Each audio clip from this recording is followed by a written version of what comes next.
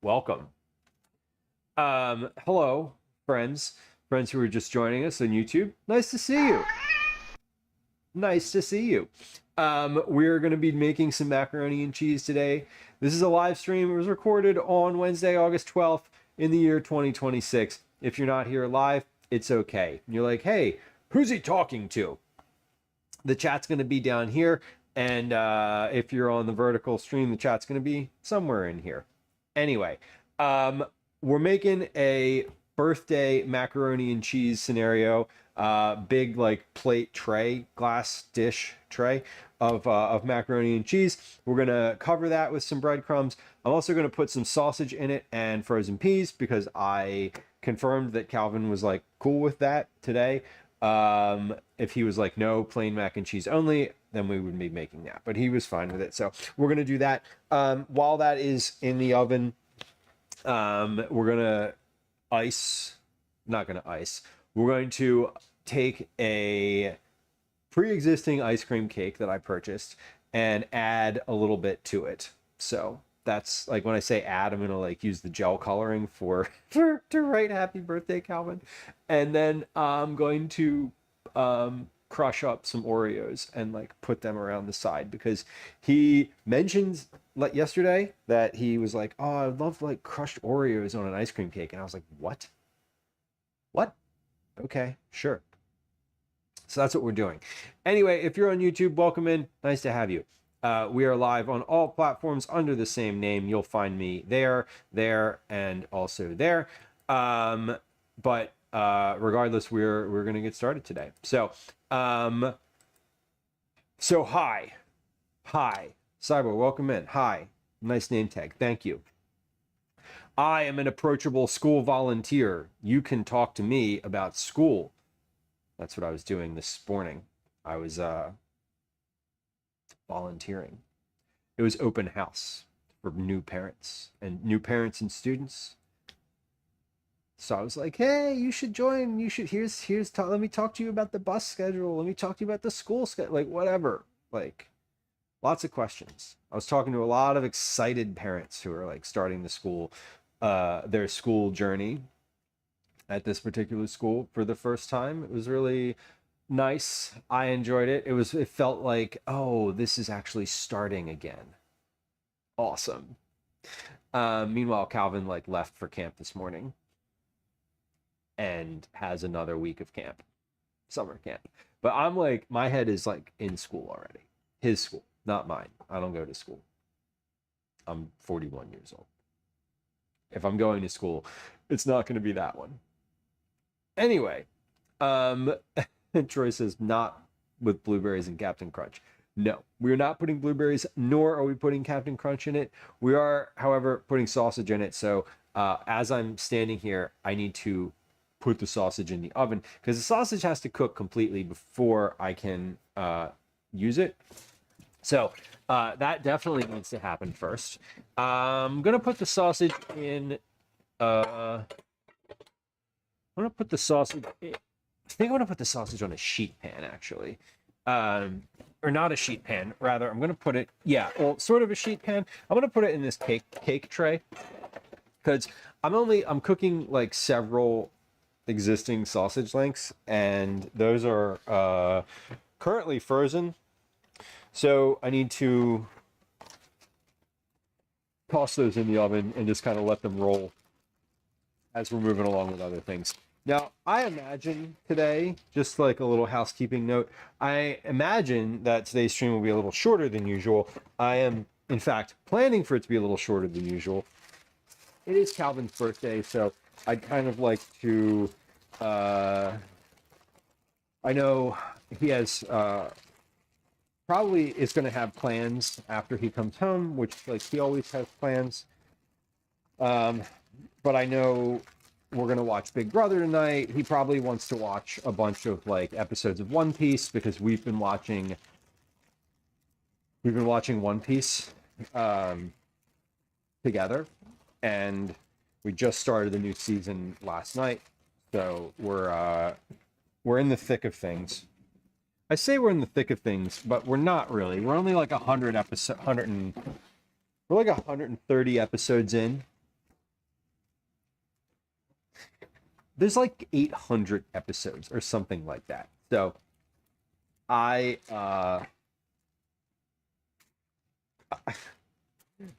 I'm like, you know, anytime we want to just crank out like 3, 4, 5 episodes in a row, let's do it. We finished a whole season on the train home from New England this past weekend. We didn't watch the whole season. We finished the season. The season itself was like 37 episodes.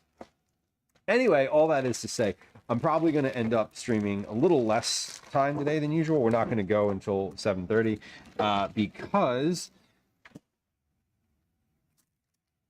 I want to hang out with him. That's why. That's why. Ty, nice. Birthday was 2 days ago. Amazing. Yeah, Leo's. Well, I get along with a Leo. I definitely get along with a Leo. I think I get along most. My personal experience is that I get along really well with oh,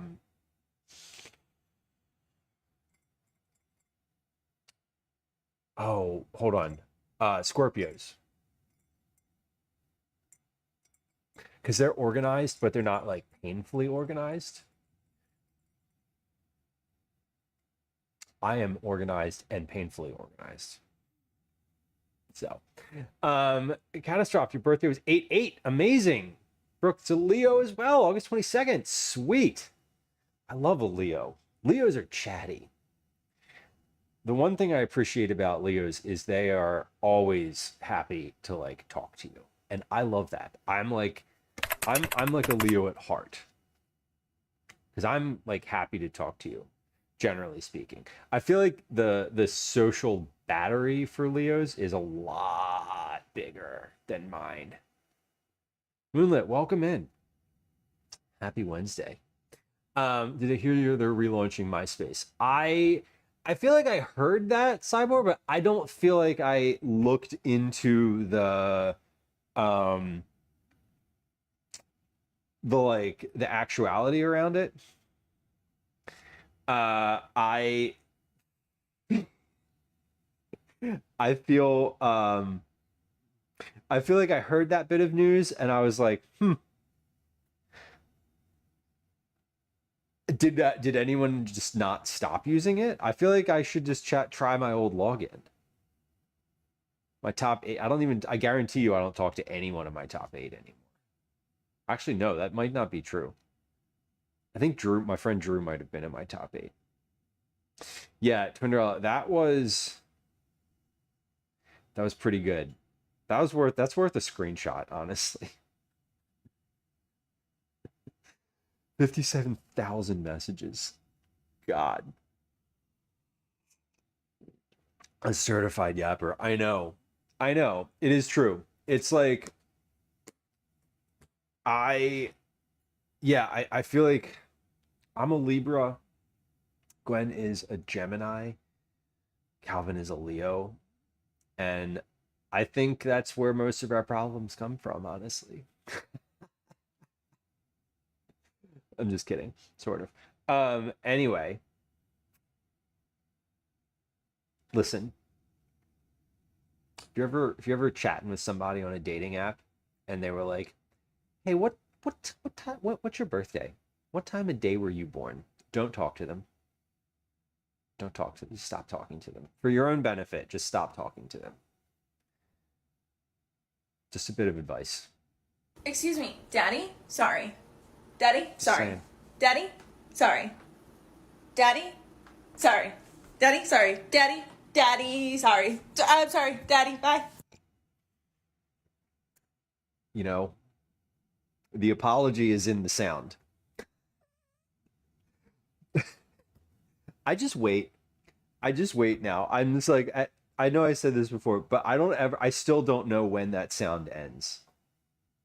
When I think it's over, it's still going. Every time. Moonlit, why? Why stop talking to those people?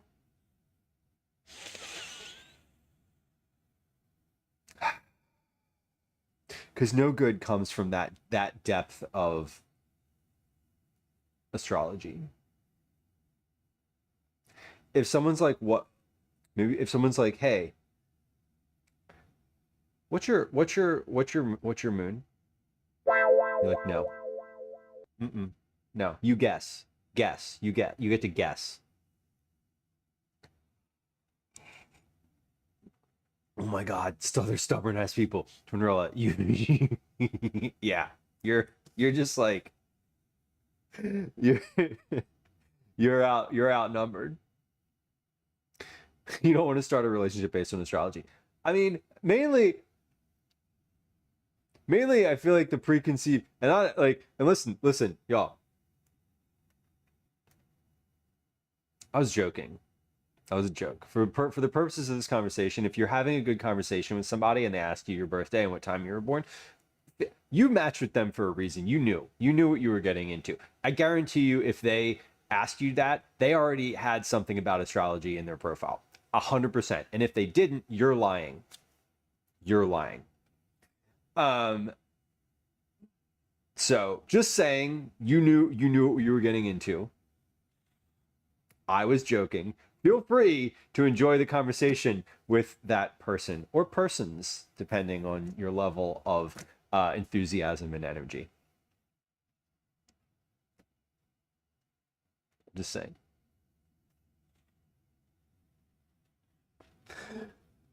Dorks, hello. Welcome in. Happy birthday.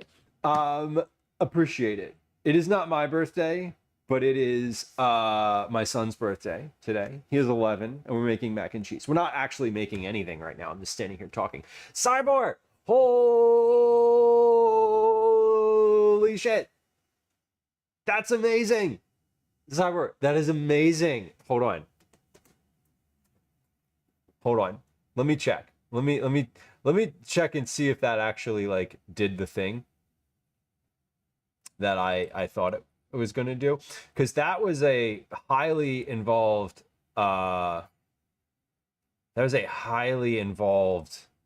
thing to set up. Oh, I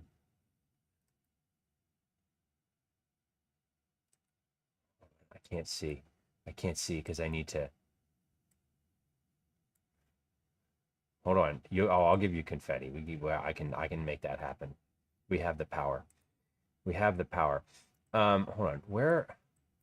I need to full screen this thing? Damn it. No, hold on. I don't need to full screen. I need to go to my actual like thing. That's 250 balloons. There is in fact 250 balloons. You're not wrong. Eat at Dad's. That's me, right? Yeah. Oh, hold on. We got to mute the tab or else I'm going to start honking at myself. How do I look? Welcome to Eat at Dad's chat room. Amazing. Thank you. Oh, yes. It did. It did work. Oh, amazing. Fantastic. Yeah, I need to add sounds to that. I definitely need to add sounds to that. But and let me like I'm gonna like take a step back. Hold on. One, did it also pull into? It didn't. Okay, so I need to add. Hold on. We're gonna make some notes for myself here on my little admin channel. Because I wanna make sure that we do this right. Sounds for number 3, 2, 1. John's add to. Okay, cool. We got it. All right. Oh, that was amazing. I'm so glad that actually like worked the way that it technically was supposed to work. Cyber, here's some confetti. I got it for you. You ready? Here. Hold on. Did you see it? Here it is again. Hooray indeed. You're the first person to redeem any of those redeems, which is super cool. The thing that, what does it mean? It is exactly what it is. You know what well, one, it comes with some Cookie Club entries. So we'll start with that.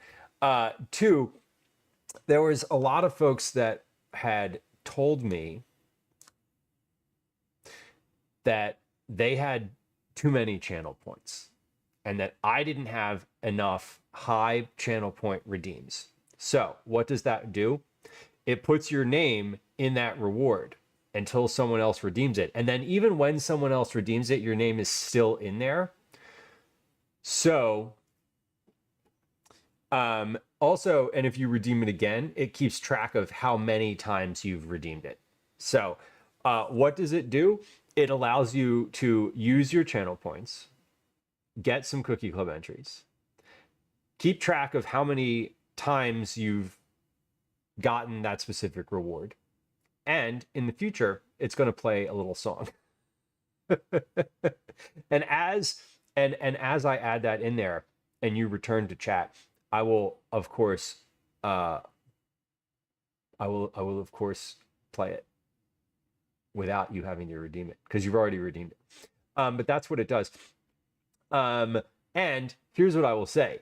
If in this moment ago you are feeling regret about like what happened to my points, where did they all go? Well, they didn't go anywhere yet because I didn't fulfill the redeem. If you are feeling regret about it, from me to you, you can have the points back, because I also ripped that reward off from another streamer. I was like, they have this thing on their stream and I really love it. And people redeem it too, which is kind of fun. Tundrella, do you want to hit 1 million channel points? I mean, that is definitely up to you. I cannot tell you what to do with your points, but I can tell you that if you redeem it, there are no sounds. There's no sounds. But y'all, the way that I had to like code that in to StreamerBot was a lot. I'm really actually kind of curious. I want to look at what happened. Oh wow, it actually worked. It like worked. I tested it though. I did. I tested it like a lot because I have an unlimited number of channel points to use on my own channel, which is pretty cool. Bellis, welcome in. Welcome back. Hello again, I suppose. Pick one. No regrets. I know. That's a great tattoo. I always love it when I always chuckle when I come across one of those. You have a plan. I have fear. I have existential dread. This is the cookbook that we're using for the mac and cheese. It is the new best recipe. It is this mac and cheese recipe. You may recognize it from some birthdays as last year, the year before, and the year before that.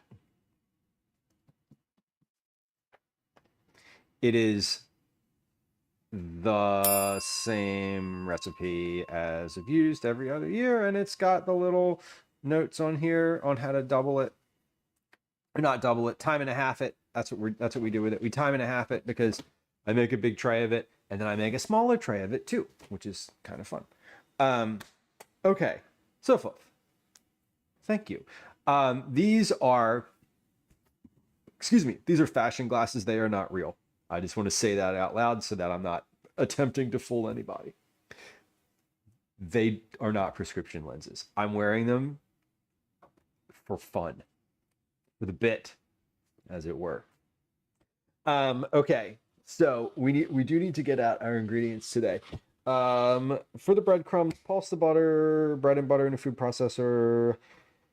Set aside. For the pasta and cheese, adjust an oven rack to the lower middle position. Heat the broiler. Oh, I put my sausages in there and I forgot about them. I should set a timer. I don't remember. I don't know how long they've been in there. I'm gonna set like a 10. No, I'm gonna set a 20-minute timer. They're cooking from frozen, and the oven's only at 350, so like they're probably still quite frozen. Oh, no, they're not. That's fine. They definitely have at least 20 minutes left. And so the sausages are in. We're gonna cook those. Elbow macaroni, salt, butter, flour, dry mustard, cayenne pepper, milk, Monterey Jack cheese, sharp cheddar cheese.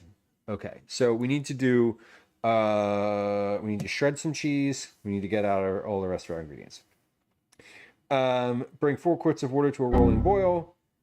Add the macaroni and 1 tablespoon of salt and stir to separate the noodles. Cook until the pasta is tender. Drain in a colander and set aside. In the now empty Dutch oven, heat the butter over medium-high heat until foaming. Add the flour, mustard, and cayenne and whisk well to combine. Continue whisking until the mixture becomes fragrant and deepens in color about 1 minute. Whisking constantly, gradually add the milk. Bring the mixture to a boil. Whisking constantly, the mixture must reach a full boil to fully thicken. Good to know. Then reduce the heat to medium and simmer, whisking occasionally until thickened to the consistency of heavy cream, about 5 minutes. Why not just use heavy cream? Anyway, fine. Off the heat, whisk in the cheese and 1 teaspoon of salt until the cheeses are fully melted. Add the pasta and cook over medium-low heat, stirring constantly until the mixture is steaming and heated through about 6 minutes. Transfer the mixture to a broiler-safe 13 by 9 inch baking dish and sprinkle evenly with the breadcrumbs. Broil until the crumbs are deep golden brown, 3 to 5 minutes, rotating the pan if necessary for even browning. Cool about 5 minutes and then serve. Easy. Got all that? Let's get our ingredients out first. First. And I'm gonna do more than what this calls for because I always make a little bit of, I always make more mac and cheese than what the recipe calls for because we all love it. We eat a lot of it when I make it. So I almost always will just make a big tray and then I'll make like a little tray, a side tray, if you will, to share essentially. You know what I might do? I just had this thought. I have these ramekins.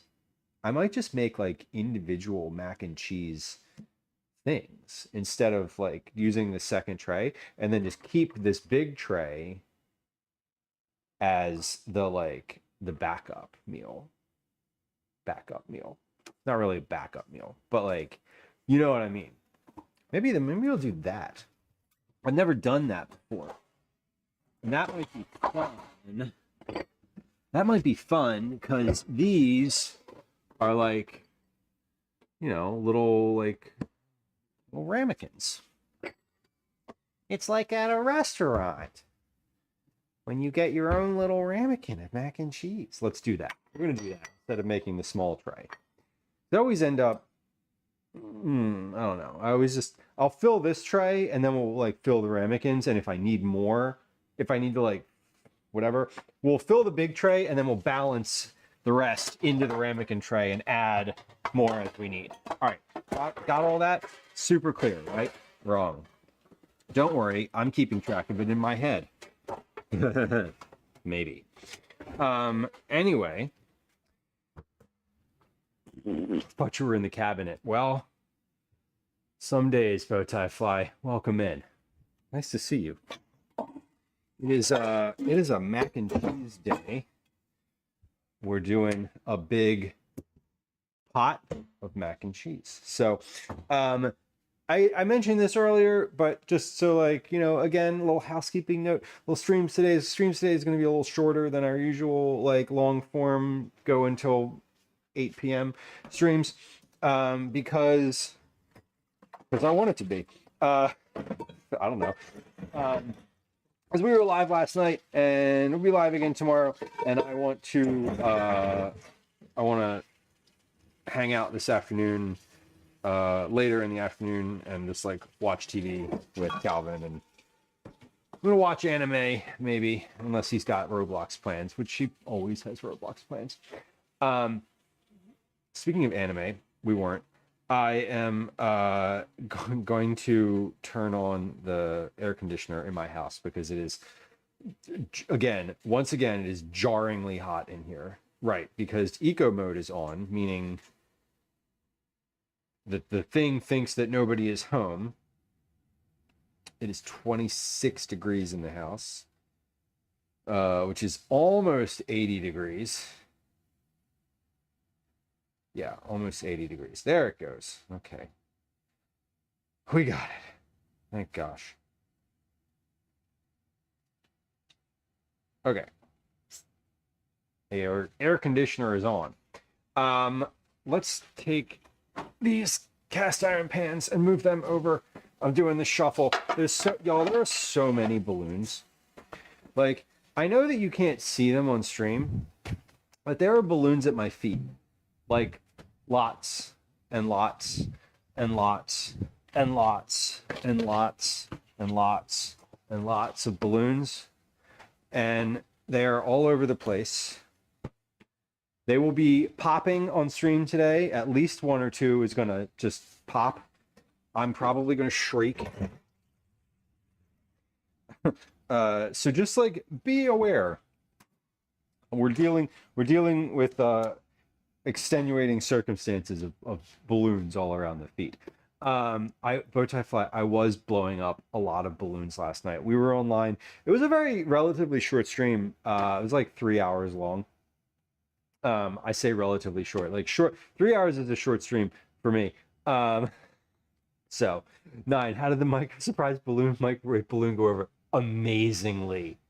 It was amazing. And Gwen was the one who discovered it. She was was like here in the kitchen this morning. Calvin was opening his present. She like poured herself a coffee out of the carafe and like opened it up and was like, "There's a goddamn balloon in the microwave."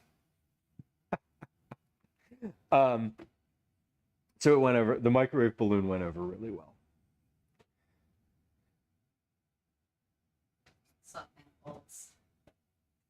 Yeah.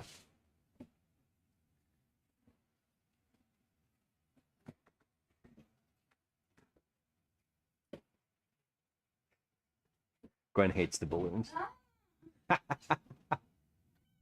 Hates them. Elsie, the saddest cat. Come up. Come on, baby. Do you want to say hi? Elsie's the most adventurous cat. Come, baby. Come on. Elsie's the only one who wants to come into the kitchen with all the balloons. She's so sad.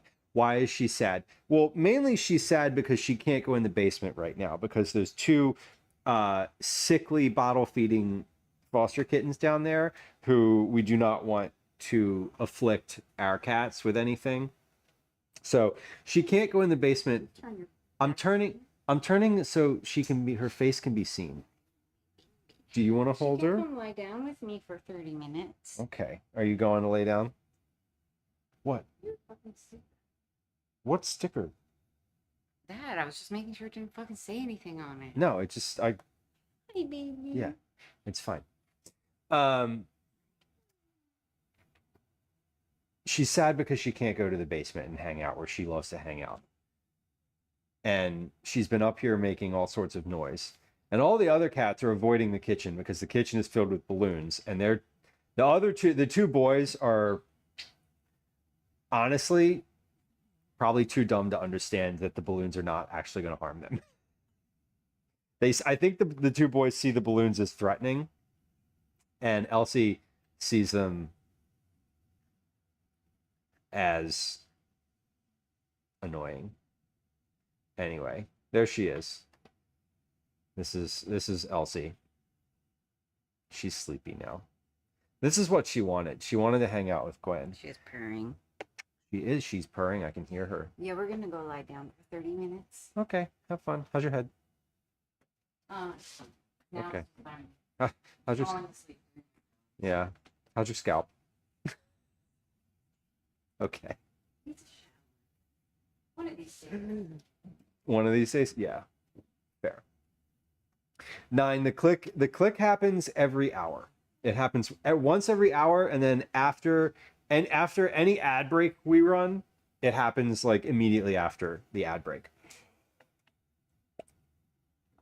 The click will happen about 50 minutes from now.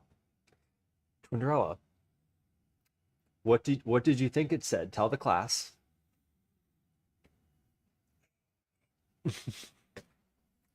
Tell the class. Let's get out the rest of our ingredients. You know,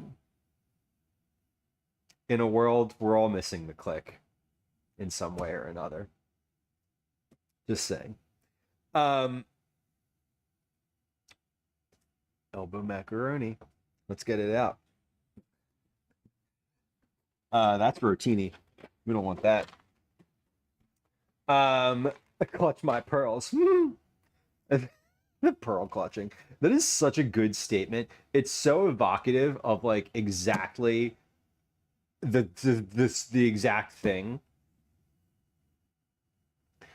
And like as soon as you know what clutching your pearls means, you know exactly how to apply that comment. It's great. Tablespoons of unsalted butter. Okay. This is salted butter. We need unsalted butter. Why do we need unsalted butter? I hate unsalted butter. I have a lot of it in the fridge though, because tomorrow we're making cupcakes, and all the cupcakes and the icing, the buttercream icing. So we're making caramel, buttercream, and cupcakes tomorrow, and all of them call for like a massive amount of butter. So in the refrigerator, I don't know if y'all saw this down here, but there are 5 pounds of unsalted butter in here. There's also a literal ton of cheese, but that's for today. Flour, dry mustard. That is over it on this side of the room. So let's get that out.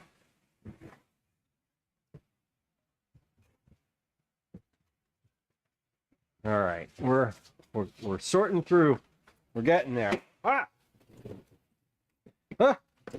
Flour. Hold on. Okay, we made it to the cabinet.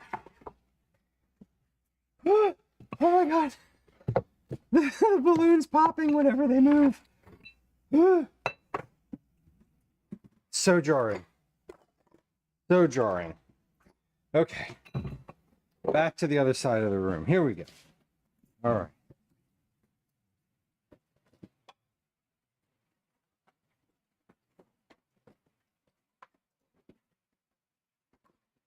We're coming. We're coming. All right, we made it. Bowtie Fly, sorry, your comment about the glasses. These are fashion glasses, so they are for the bit. They do not get used or worn very often. In fact, that's why they are still relatively clear. Just saying. Cayenne pepper. All right, we need cayenne pepper too.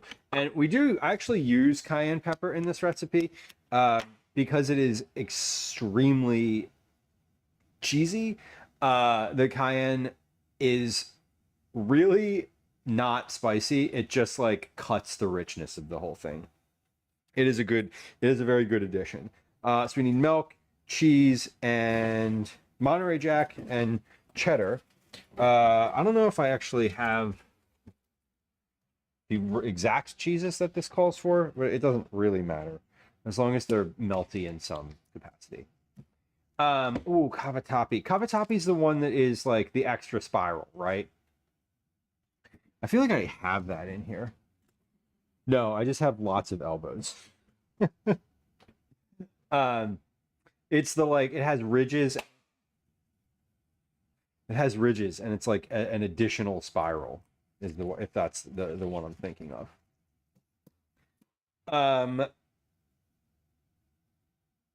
elbow macaroni. Okay, so this is super straightforward. Pound and a half of elbow macaroni. So, I don't ever make a double batch of this, although maybe I could. What would it take to make a double batch of this? 16 ounces of Monterey Jack cheese. You know what? Fuck it. We're just gonna make a double batch because I have enough cheese to make a double batch. I have enough butter. Let me just make sure I have enough ingredients to do a complete double batch of this. If I do, then we will. Butter, flour, yes. Dry mustard, yes. Cayenne pepper, yes. Milk, 10 cups of milk. I should have a brand new container of milk in here. Pause.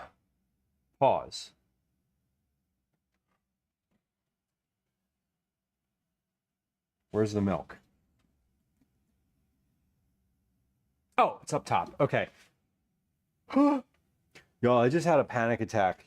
Not a real one. That minimizes the people who have actual panic attacks. Sorry. I just had a moment of panic because I could not find where the milk was, and I thought that we didn't have enough, but we do. So we're just gonna do a full-on double batch of this because I'll freeze it and it freezes fine, and then I'll just have it, and that's okay. So, wow, that's very loud. Joe Adultman, welcome in. Good to see you. Thank you for your tier 1 subscription. It is nice to have you. I hope you're doing well. I'm going to turn the sound down on that phone that's over here at the counter because oh my God, it is so loud when those alerts go off. So we're just going to double this, so I don't need the whole my notes section. Doubling is easy. This is Not and Getty, welcome in. Welcome. Happy Wednesday. This is Irish style mac and cheese because we're doubling it. And that was a dad joke. You can have it. It was free. You're welcome.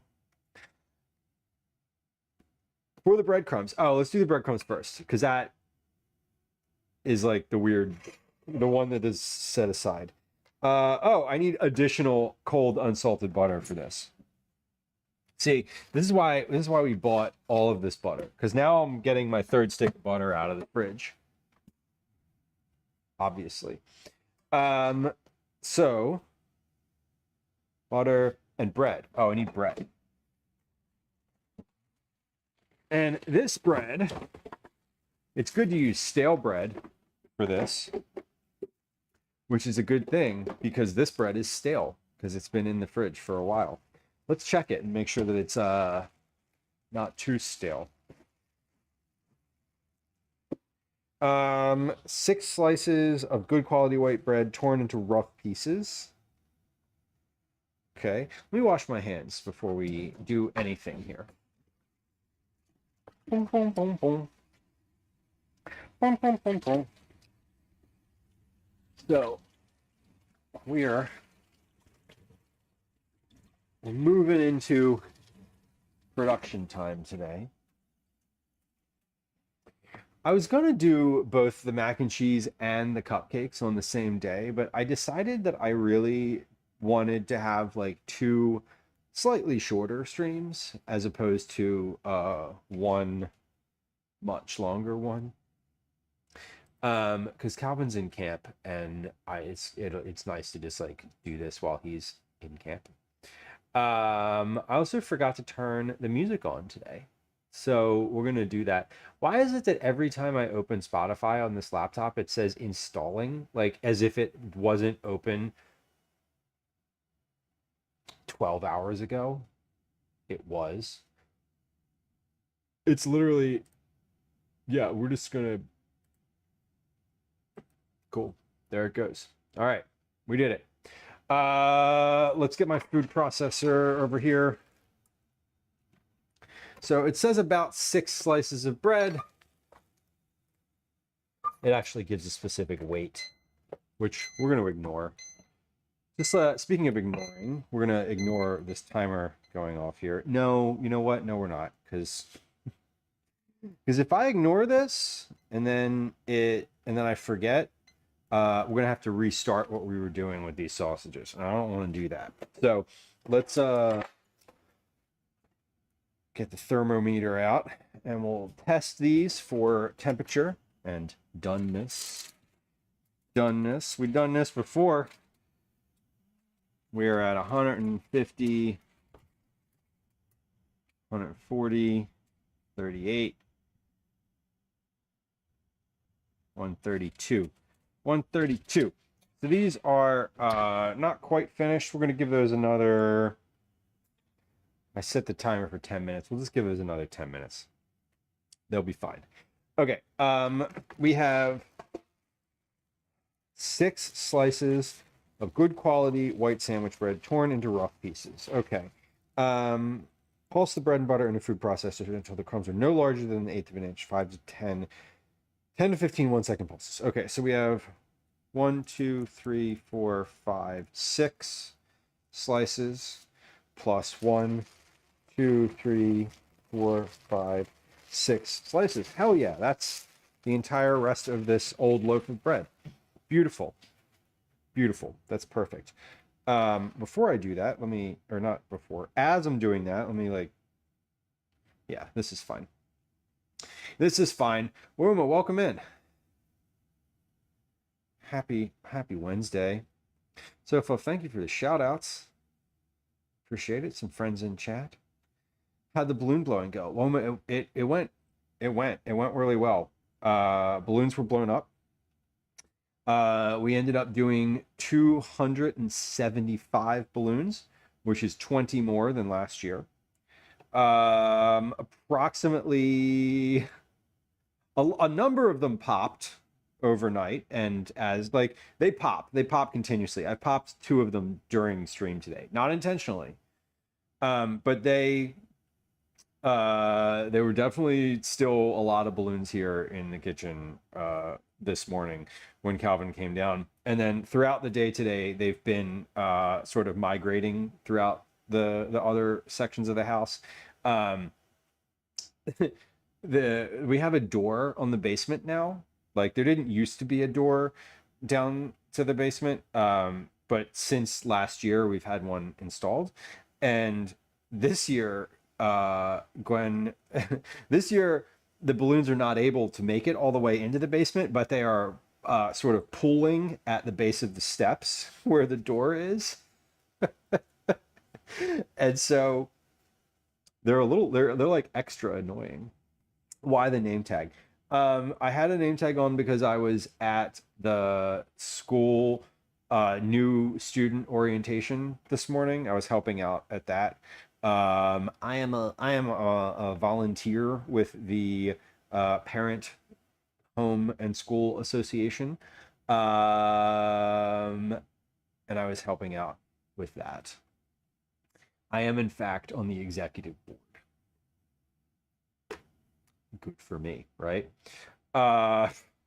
Anyway, what that means is that I'm on the text message chain where people are like, hey, we need people to help at the thing tomorrow morning. Literally tomorrow morning. Is anyone available tomorrow morning? And I'm like, yeah, I suppose I'll come over. And they're like, could you also pick some stuff up on the way? And I'm like, are you serious? I'm like, we had all summer to talk about this. Anyway, it's fine. I'm making a joke out of it, and I'm like, but this is, if you've ever been involved with like any type of parent committee or like anything where adult volunteers are involved, like, you know exactly what I'm talking about. Nobody does things until they have to, and then when they have to, everybody comes together and it all gets done, and that's like how it works. Anyway, I was there this morning. I was talking to a bunch of new parents uh, about the school and my, and being a parent, asking them to volunteer, asking them to donate money, like, you know, uh, doing the thing, shaking hands, etc. And it's fun, and I'm happy to be involved. Genuinely happy to be involved. I'm not being sarcastic about that. I really am. One of the things that changed for me last year when Calvin changed schools was that my community of parents that I had known went away because they were all, at that old school. And when we went to a new school, I was like, I need to be involved because I need to get my new like parent community tied into my life. I need to have and it's not friends, and I'm not like, don't like mishear me that I was like, I miss my friends, because I still have my friends, many of whom don't have children. But it was more around the like, the community of parents that you interact with regularly, with regard to like the goings on in your kid's life. He's at, Calvin's at the age where, I need to know a lot. I need to know enough about his school to be able to like get information about events, activities, etc., without having to rely on him like bringing a flyer home in his backpack, because like he's not going to do that. He will do that, but then he won't tell me about the flyer.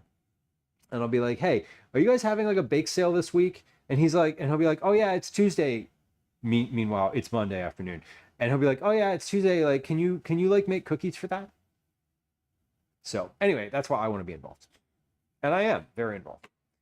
And I love it, and I'm happy to do it. I do all the field trips. I do the field trips. I like bring stuff in for the classroom. I write the newsletter. It's a lot. But I got involved last year, and it was very rewarding and worthwhile. Okay, so we're doing this in 2 batches because I could not fit all of batch 1 in the food processor. So I couldn't fit basically an entire loaf of bread into the food processor, so we're doing it in two goes here, and that's totally fine. But yeah, we love an involved parent. I'm a very involved parent. It is a hallmark of who I am. I like being involved. Mainly I like knowing what's going on, right? Like, I've complained many times on stream about like the group chats and how I just don't respond to them and how they're very overwhelming. I don't want to be excluded from them. I just don't want to have to respond to them. And I love like being in the know, like having sort of the background info of everything. My main motivation with school is twofold. One, having community to be able to like rely on for stuff, and just like know other parents in his class, other parents at the grade level, other parents at different grade levels. So there's the community aspect of it. But a more self-serving aspect of it for me is I want to know his teachers and have access to his teachers and like the school administrators before there's a problem, like before I need to. Like this morning, I walked up to the school and like the dean was out front, and they were like, "Hey Lou, how's it going? Like, good to see you," And the fact that I know sort of like, have like face and name recognition with, the dean of students is big for me, because if there's an issue and Calvin either has an issue or causes an issue, I'm not a stranger to them. Like, they know me. They have my cell phone number. Like, that line of communication is well established and very open, and it helps. It would help in those scenarios where, I'm not like meeting this person for the first time. I'm not interacting with them for the first time under duress. So for me, like, that is sort of the side quest version of why volunteer for other stuff, when it doesn't actually like serve me directly, because it's an end around for that type of thing. So that is my motivating factor. Those are the two. Primarily, it's the community, though. Like, I don't expect Calvin to be, in trouble with the dean often enough to necessitate me volunteering for things as often as I do. But, the one time that's relevant, it will be worth it. It happened last year. There was a thing at school. It wasn't bad, but like, it was a like, hey, need to talk to a parent situation, and like, they already knew who we were. It was nice. All right. 5, 6, 7, 8, 9, 10, 11, 12, 13, 14, 15, 16, 17. Did y'all have involved parents in any capacity? Was it weird? Did anybody have like totally absent parents? I always try to walk the line between those two. Not totally the totally absent one, but like, I check in with Calvin regularly, like, hey, we got a field trip coming up. You always, historically, you've been like, hey, it's great when you chaperone. Do you still want me to chaperone? Does that feel weird for you? Like, how is me chaperoning your field trip feeling to you this month as opposed to like last month? Would it be strange, And one of these times, I'm fully expecting him to be like, yeah, maybe like, maybe don't this time, maybe like, so I don't know, sit this one out or something. I'm sort of expecting him to not want me to be involved. And when that happens, it'll be fine. Like, because I'm expecting it, it won't be a surprise. But I do like to check in with him and make sure that it still feels good that I am involved. And when he doesn't want me to chaperone field trips anymore, I'll just stay involved with like the parent side of things, like helping with the newsletter and the fundraisers and like that kind of thing. Because that's not involved. That doesn't like touch him at all. Me calling places to ask them to donate products for the silent, the annual auction, that doesn't affect him in any capacity. So that I'm not asking him permission for. It's more around like the intersections of the school community, like his school community, which is the other students, and me, like where those two things come together. Okay, I am going to be using this food processor again later, but I not in this moment, so I'm going to put that to the side. Here's all my breadcrumbs. Those are ready to go. We have our elbow macaroni ready to go into the pot. Once that is done, let's get the rest of our ingredients sort of together. That includes butter and measuring out all my dry stuff, and then grating a bunch of cheese. Shit, I didn't put all those bread slices in there. I've still got 2 up here I forgot about. That's plenty of breadcrumbs, so honestly, I don't need any more than that. We're good. We are good. Timer just went off again, though. I think the sausage should be finished. Let's check these again. 185 degrees. Yes, I would say that is done. Even if that was 185 degrees in the center, so pretty sure that one's finished. We can turn the oven off. And then these, I'm just going to leave these on the counter. I may forget to put those in. I may forget to put peas or sausage in there, but I hope not. I'm hoping not to. Trinderella says my Gramps was always involved with the book fair, and I loved it. I love the book fair. I thought getting to help set up and break down the fair every year was super fun. It definitely was. And also getting, y'all setting up the book fair though, that was the key. Because that's when you saw all like the good shit, right? You're like, oh, that's the one I want. Like, I want that one. And then you like put it to the back. You know what I mean? Yeah, you get like the preview. Listen, that's key. That's the key right there. Is the beforehand knowledge.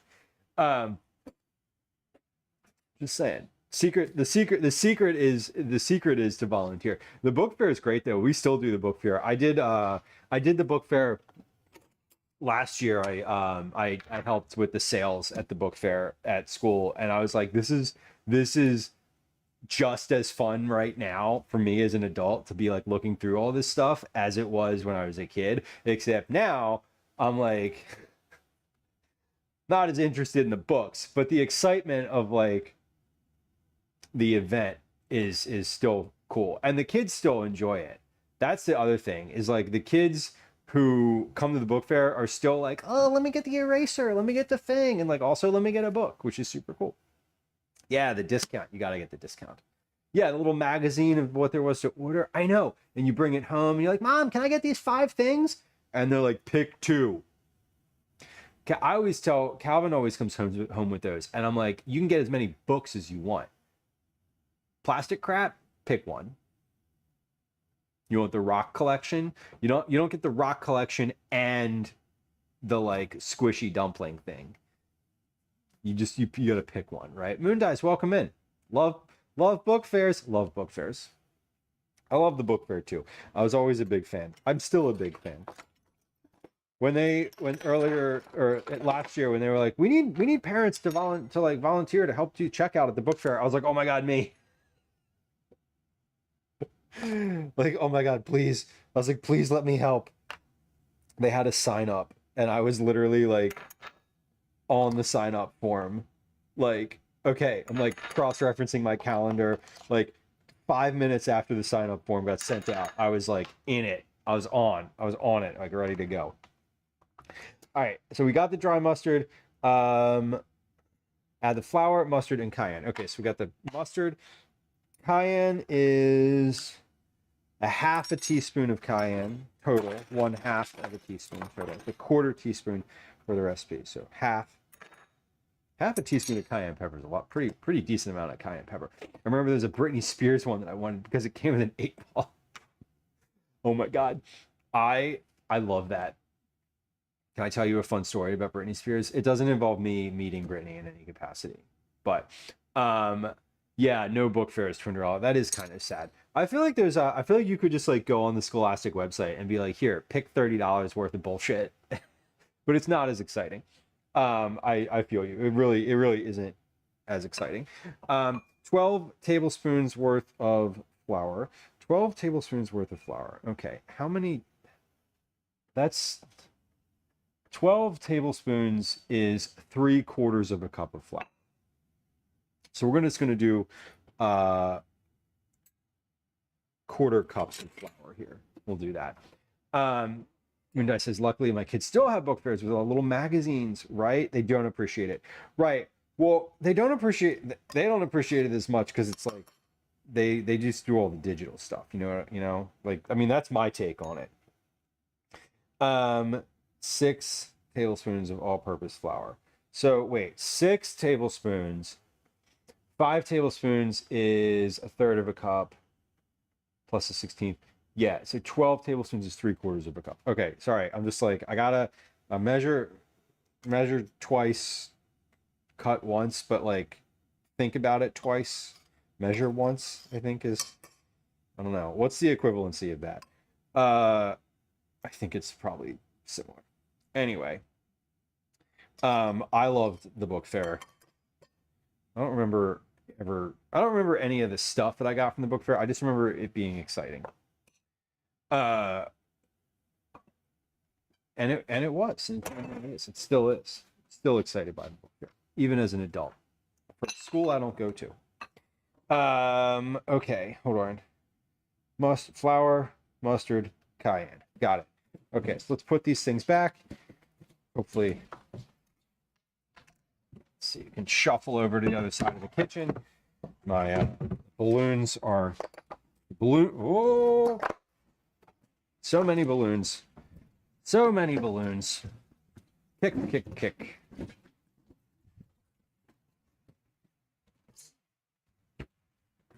Okay, we got it. We got it. There, we're coming along.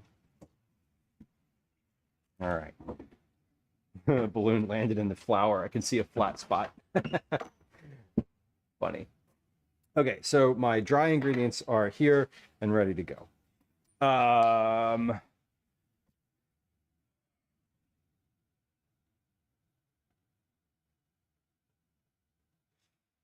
Butter. Okay, so we need to double the butter. So I need 10 tablespoons of unsalted butter. This is 1, 2, 3, 4, 5, 6, 7, 8,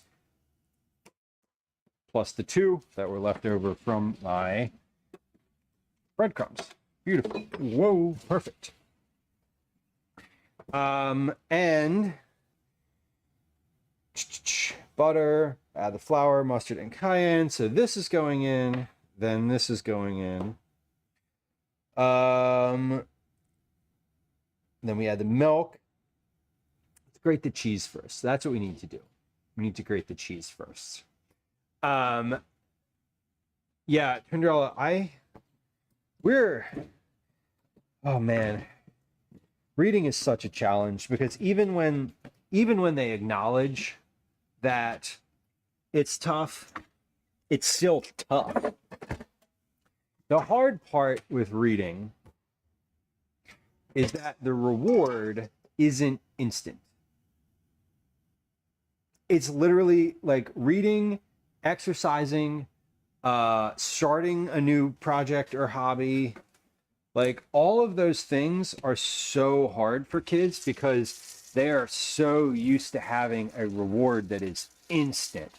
The dopamine hit from just popping their iPad open or their phone or their computer or whatever, firing up a screen, hitting YouTube, and the immediate dopamine hit that provides, there is literally nothing that can compete with that other than hard drugs, which you shouldn't give an 11-year-old, but you really shouldn't give a 10, 11, any kid that age, you really shouldn't give them a phone either or a tablet. That's sort of my opinion. Obviously, I don't follow my own advice because I did, and I regret it. So there's that. Anyway, oh my God, 9, banning graphic novels, right? Like, do you know how difficult graphic novels are to understand sometimes? Like, graphic novels are still reading. Like, I'll die on that hill. That's the same as people who are like graphic novels and comics aren't reading are the same stupid assholes that say things like audiobooks aren't books. And they're wrong. They're both in both scenarios, they are fully and completely wrong. Anyway, Avo says, give them Adderall and an iPad and it makes them nice and quiet so I can watch my shows in peace. Next topic. I don't think I'll ever have kids. Amazing. Oh my God. Yeah, Trinderella, the virtual school thing too. Although maybe you can answer this better than anyone else. Is there somewhat of an element of like the virtual scenario that makes the technology like, oh, I've been staring at this thing for a while, so now I just want to like not stare at it? Or is it like, hey, I've been in class on this thing all day and now I want to like watch something to decompress? Like, for me, I know that when I am staring at my laptop for a while, if I'm like doing something that requires thought, I don't want to keep looking at a screen. It's the screen that's bothering me at that point. It's not necessarily the thing. But that said, I am well aware that like the addiction of the availability of the screen thing, the instant on entertainment is hard. It's hard. It's so hard to compete with. It's impossible to compete with. You literally cannot compete with it. Like, hey, would you like to do a puzzle? You mean instead of absorb the most addictively entertaining thing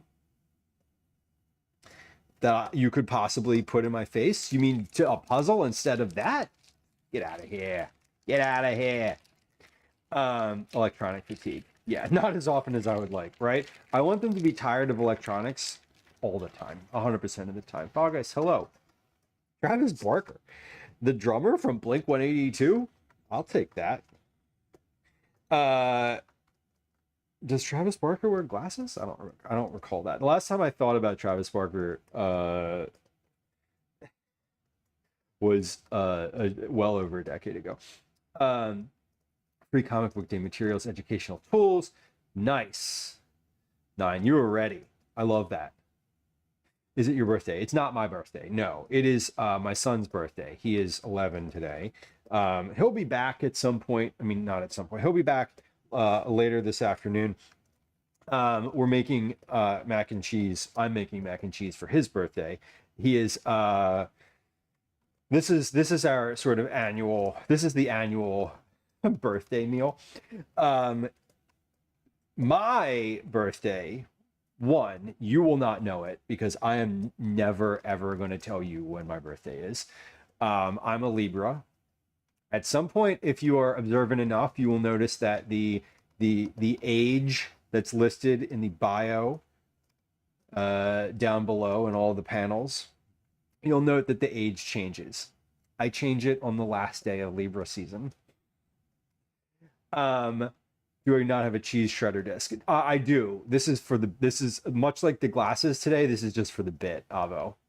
I could do this in the food processor, but then it wouldn't take as long.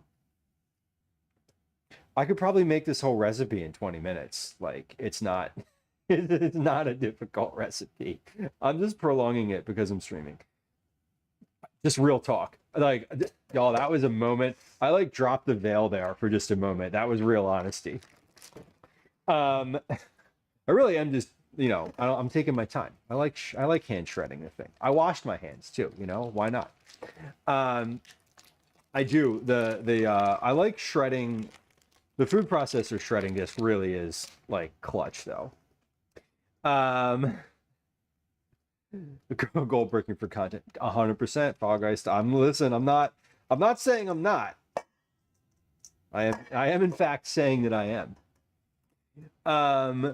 She thought Captain Underpants was stupid, didn't know anything else. I mean, listen. My opinion is 9 that you do. I also am not a huge fan of Captain Underpants. I'm not a huge fan of Dogman. And I think that you can't make that line. Like, you can't make that line, you got to let them do the thing. Like, you really, like, you have to let them, you can't just say, these are the books that you can, and these are the books that you can't,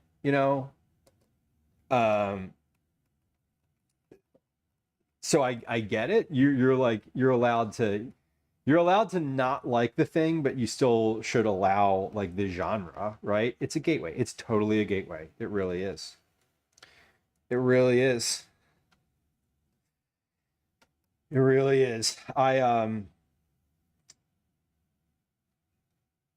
I consider for my own personal take, if you are at this point, if you are not using your iPad to watch YouTube, I'm happy with whatever it is you're doing. Yeah, why would you stop them? They're literally reading, right? Like, oh, but they're pictures. Yeah. What comes with the pictures? What are the other little things on the page with the letters? What do you call those? Oh, words? Cool. What do you do with words? Oh, you read them. Got it. Got it. Like, yeah, it's kind of ridiculous. I'm always at a place where I'm like, I wish you would play video games. Like, I remember when I was younger, people were like, video games are evil. They're so bad. Like, you shouldn't have video games. I'm like, yeah, meet YouTube Shorts and talk to me about evil. Talk to me about like absolute the worst bottom of the barrel type of entertainment. It's that. Literally that. Like TikTok, awful. YouTube Shorts, awful. For a kid, for like I'm like, will you please just play Zelda? Ask my son to play my favorite old games. I don't have any favorite old games, Falgeist. I'm not a gamer. And I do not like board games. I literally do not like any games. I don't play games. I like chess. I play chess. I'll play chess. I would play Scrabble. Joe says I'm not listening. Listen, I was an only child. I like games that I can play by myself. Which chess is not. But like, give me a Sudoku and leave me alone. Honestly, like that's me. Like, I don't like the yeah solo board games. Joe, that's what I need to get into. Generally speaking, I don't like video games. Like, I never got into video games. I just didn't. Mainly because I didn't have them. I didn't have access to them.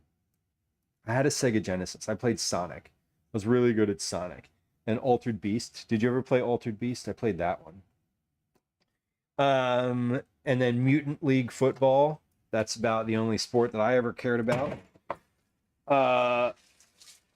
With Bones Jackson. Remember that. Oh my God. Haven't had that thought in a long time. But solo stuff, I think I'd be interested in like in a way of like I would probably be more inclined to play a like solo board game than I would to like try a new board game with someone else. I would rather do that. I would rather do that. I've been really into yeah, I've just been playing a lot of chess recently. That's like where my energy has gone gaming wise. Do I like participating in any sports? Yeah, I do. I like playing sports. I don't care about sports. Like, I don't want to, I literally don't care about any sport. Like, I can't even, I can't like express the depths of how little I care about like American football or hockey, basketball, baseball. I don't. I like if they did not exist, I would be fine. My life wouldn't change at all. Actually, my life would get more annoying because there'd be like a bunch of people who had repressed emotional trauma who didn't have football to care about, so they wouldn't know how to process any of their emotions. And that would affect me because I do. And, you know. Anyway, yeah, sports are a great way for people who don't know how to express their emotions to like have a feeling. Fuck that. Anyway, yelling at the TV when a football game is on is a form of therapy. You know what? So is therapy. Judgy. Yup. Yeah. But the platform I'm standing on is pretty strong. Not every sports fan, Nine, and not only sports fans. But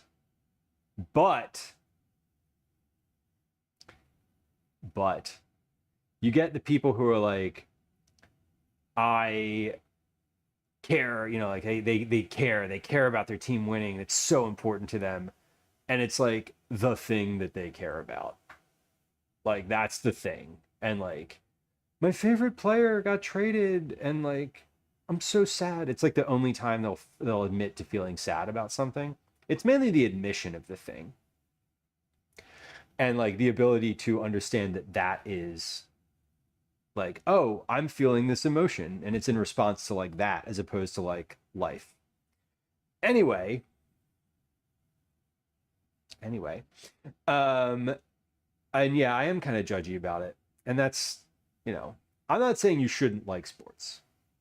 Don't hear me. I'm saying I personally don't, because I don't really get anything out of them. The platform standing one is the kitchen floor. Right. I don't follow fanatically either. Like I watch the Union. I watch the Philadelphia Union, the soccer team. And I like watching soccer. I enjoy it. I've watched them with Calvin for a couple years now.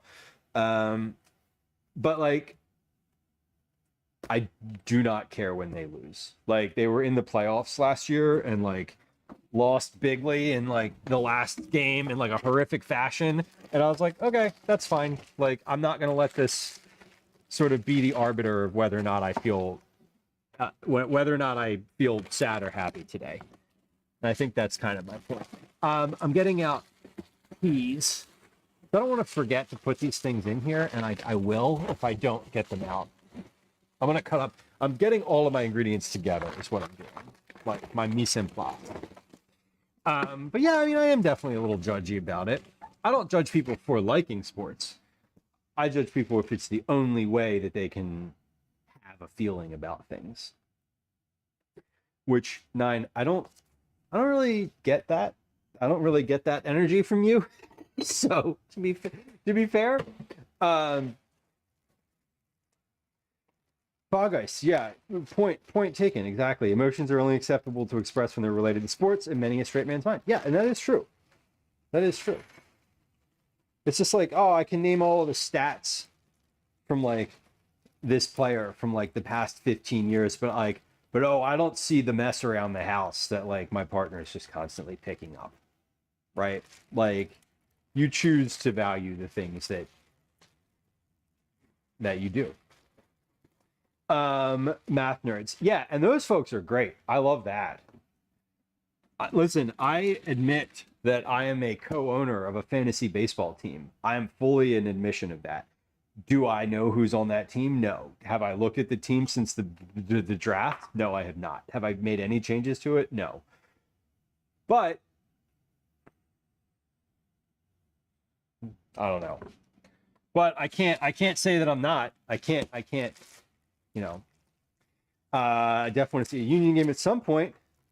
They're miserable this season. Yeah, Troy, I got tickets to some games coming up. I don't care if they're good or not.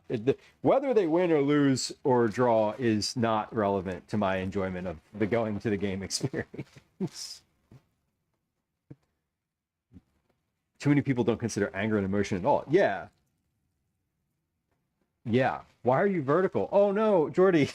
There's a little menu option if you want to change it on Twitch. I'm vertical because I started the new dual broadcasting thing, and you can definitely change it back. I don't know how specifically, but I know that you can. Okay, I need 10 cups of milk. That's a lot of milk. God damn, that's a lot of milk. Okay, but let's do that. First off, let's use it up. Let's see what's in here. This is good until August 15th, it says. Smells good to me. It feels oddly close. It does. And we can even get we can get closer. We can get closer if you want. Hey, 9, there's a reward redeem in chat. There's a reward redeem in chat. It's under the channel point rewards. I know we were chatting about this last time, and I want to make sure that you are aware. It's down there with the channel points. It's a click me thing. Louis Pasteur, right? I don't like change. Jody says, not that I don't like closeless, I don't like change. No, I'm with you. I'm with you. Like 100%. I feel that about as deeply as one could feel it.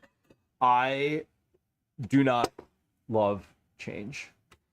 I fixed it. Good. How did you fix it? Was it just a was it the little like menu toggle? No, I hate change.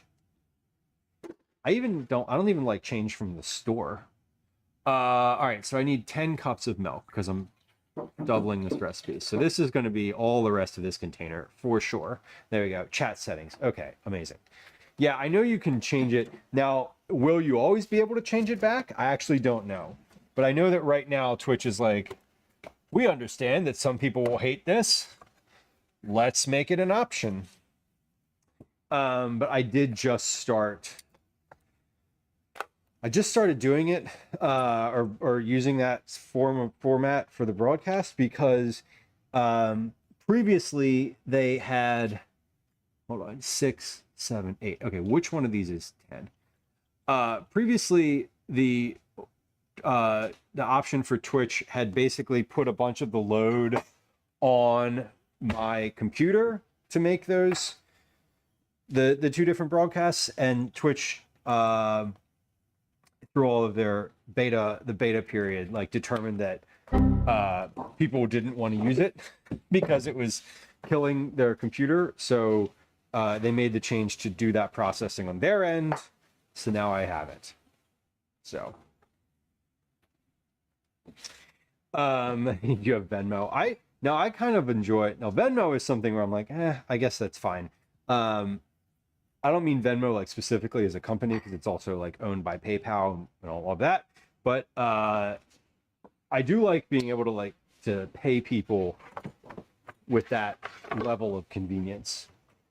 It's great for things like farmers markets. I know we've been down to the Southeast Asian market on stream before, and that like everyone there takes Venmo because they don't take credit cards.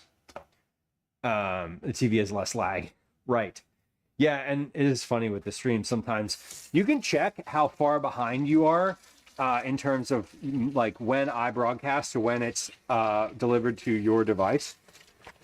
If you go into chat settings and there's a thing that you can hit that's like the like analytics or data or something like that, and it will literally tell you the I forget what the name of it is, but there's some setting that you can see the difference in time between when between the broadcast and your viewing of the broadcast.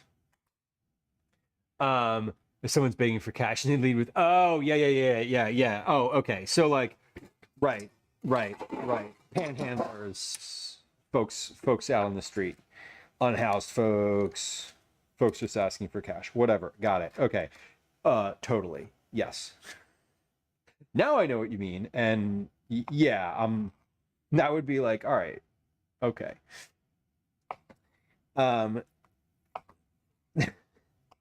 That would be an awkward experience.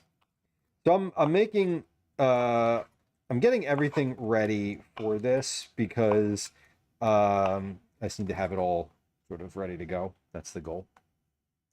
Venmo is literally the only way we can pay for our fiber. Thought it was so weird, but I want fast internet, so I got Venmo. Belly Flops, nice to see you, Brooke. I hope you have a lovely rest of your day. Thanks for coming through. I will pass along birthday wishes to Calvin. He should be home a little over an hour from now, something like that. So I'm hoping I may be like wrapped up by the time he's back, or I'm likely to be wrapped up by the time he's back. I'm sort of cruising into that. This doesn't need to bake for very long, so yeah, all kinds of people beg for money. I know. I've definitely had, not like verified, but I am aware that there are folks who panhandle and sort of, ask for money on the street in the city that have housing. But I don't know the specifics around it. I don't know if it's a shared house, if it is public housing, how much public assistance they're on, what their deal is. So I don't ever want to make like a values-based judgment around that. It would be notable though. Fogus, he is turning 11. He's turning 11, or he turned 11. At this point in the day, he was already born. So he is both date and time wise, 11 years old. Oh, the Man Center, Troy. I love the Man Center. It's one of my favorite places to see things. I've never actually seen a musical concert there. How about no? I saw like an orchestra do Zelda there. I've never actually seen like a show with like a band there. I've seen Wait Wait Don't Tell Me there twice. Yes, Jordy, his birthday is in fact today. We did a bunch of balloons last night. We blew up 275 balloons. Those are all in the kitchen for when he came downstairs this morning. He was very pleased with that. We're doing a little dinner today. This is just like family mac and cheese, nothing wild. It's the same thing we do every year. Just got back, gotta get groceries. Oh man, that grocery trip when you come back from the like first grocery buy when you come back from a trip is always super satisfying. That's when I buy all my cookies. When I'm like, oh, I need snacks. Like cookies and vegetables. But yeah, we're doing like a mac and cheese dinner today with an ice cream cake. A little later, we're probably gonna. I'm assuming, hopefully, he and I are gonna watch a bunch of anime this afternoon, and then we'll watch Big Brother tonight. I'm hoping to sort of have all of this finished by the time he gets home this afternoon, a little after 3 p.m. So. Did you put a candle in the bowl of mac and cheese? I do not. We put candles on the cake, like a proper normal human. Yeah.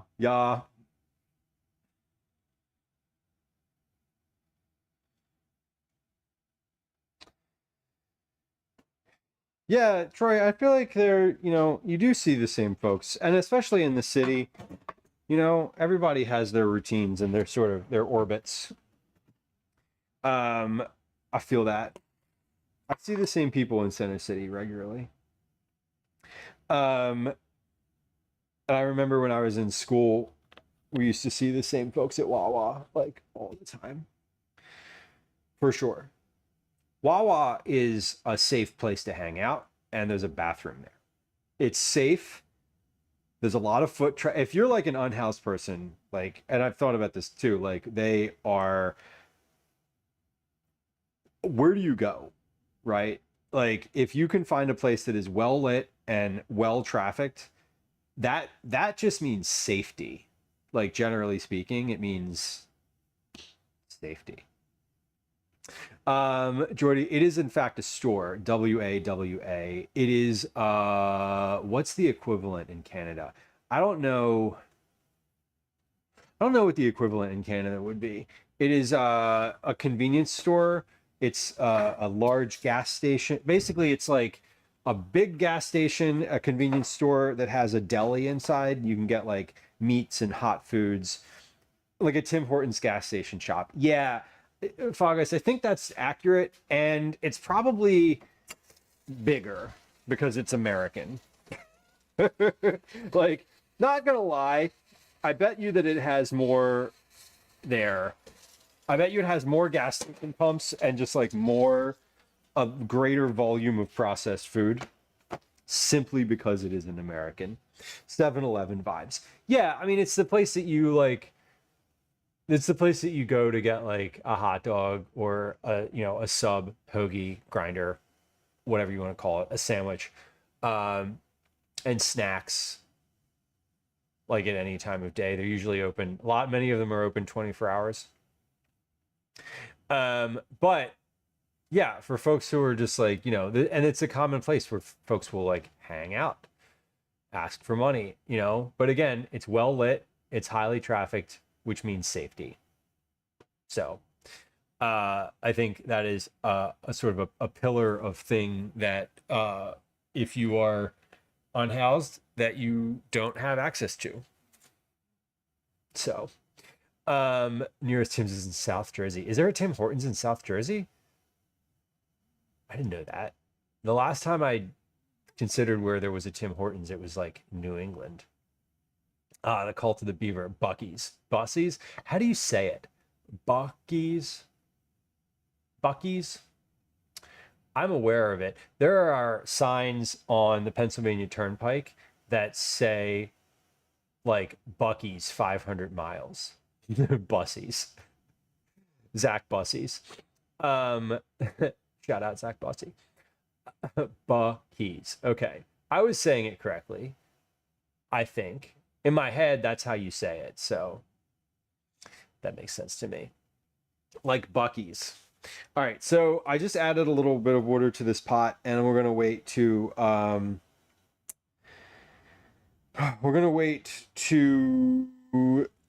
till that boils. Sorry, I'm getting text messages from, this is the group of people that I was like helping and doing things with this morning at school. I'm now like, okay, there's like all sorts of follow-up. Okay, I don't need to respond to any of that. The PR person is having serious headaches these days. There's always something, right? Is the headache because of, dare I ask? Okay. Oh, right. So we're just, got it. Okay. Political headaches, not like we served people a bunch of lettuce and now they all got dysentery type of things. Understood. Oh God. Yeah. The political stuff is so fraught. It's so fraught. And I'm definitely like on one side of that. I'm not one of those like both sides are bad people. They're going after small convenience stores that just happen to use a beaver in their logo. Man, those corporate branding is something else. I was it's weird. There's so much of that now with sound and like audio.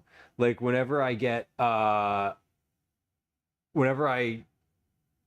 like dinged on YouTube for anything, it's always for like, I was like passing through some area and the speaker at the place was like playing a song and it's like, you've used copywritten audio, and I'm like, I didn't. It was in the background. Like I can't change that.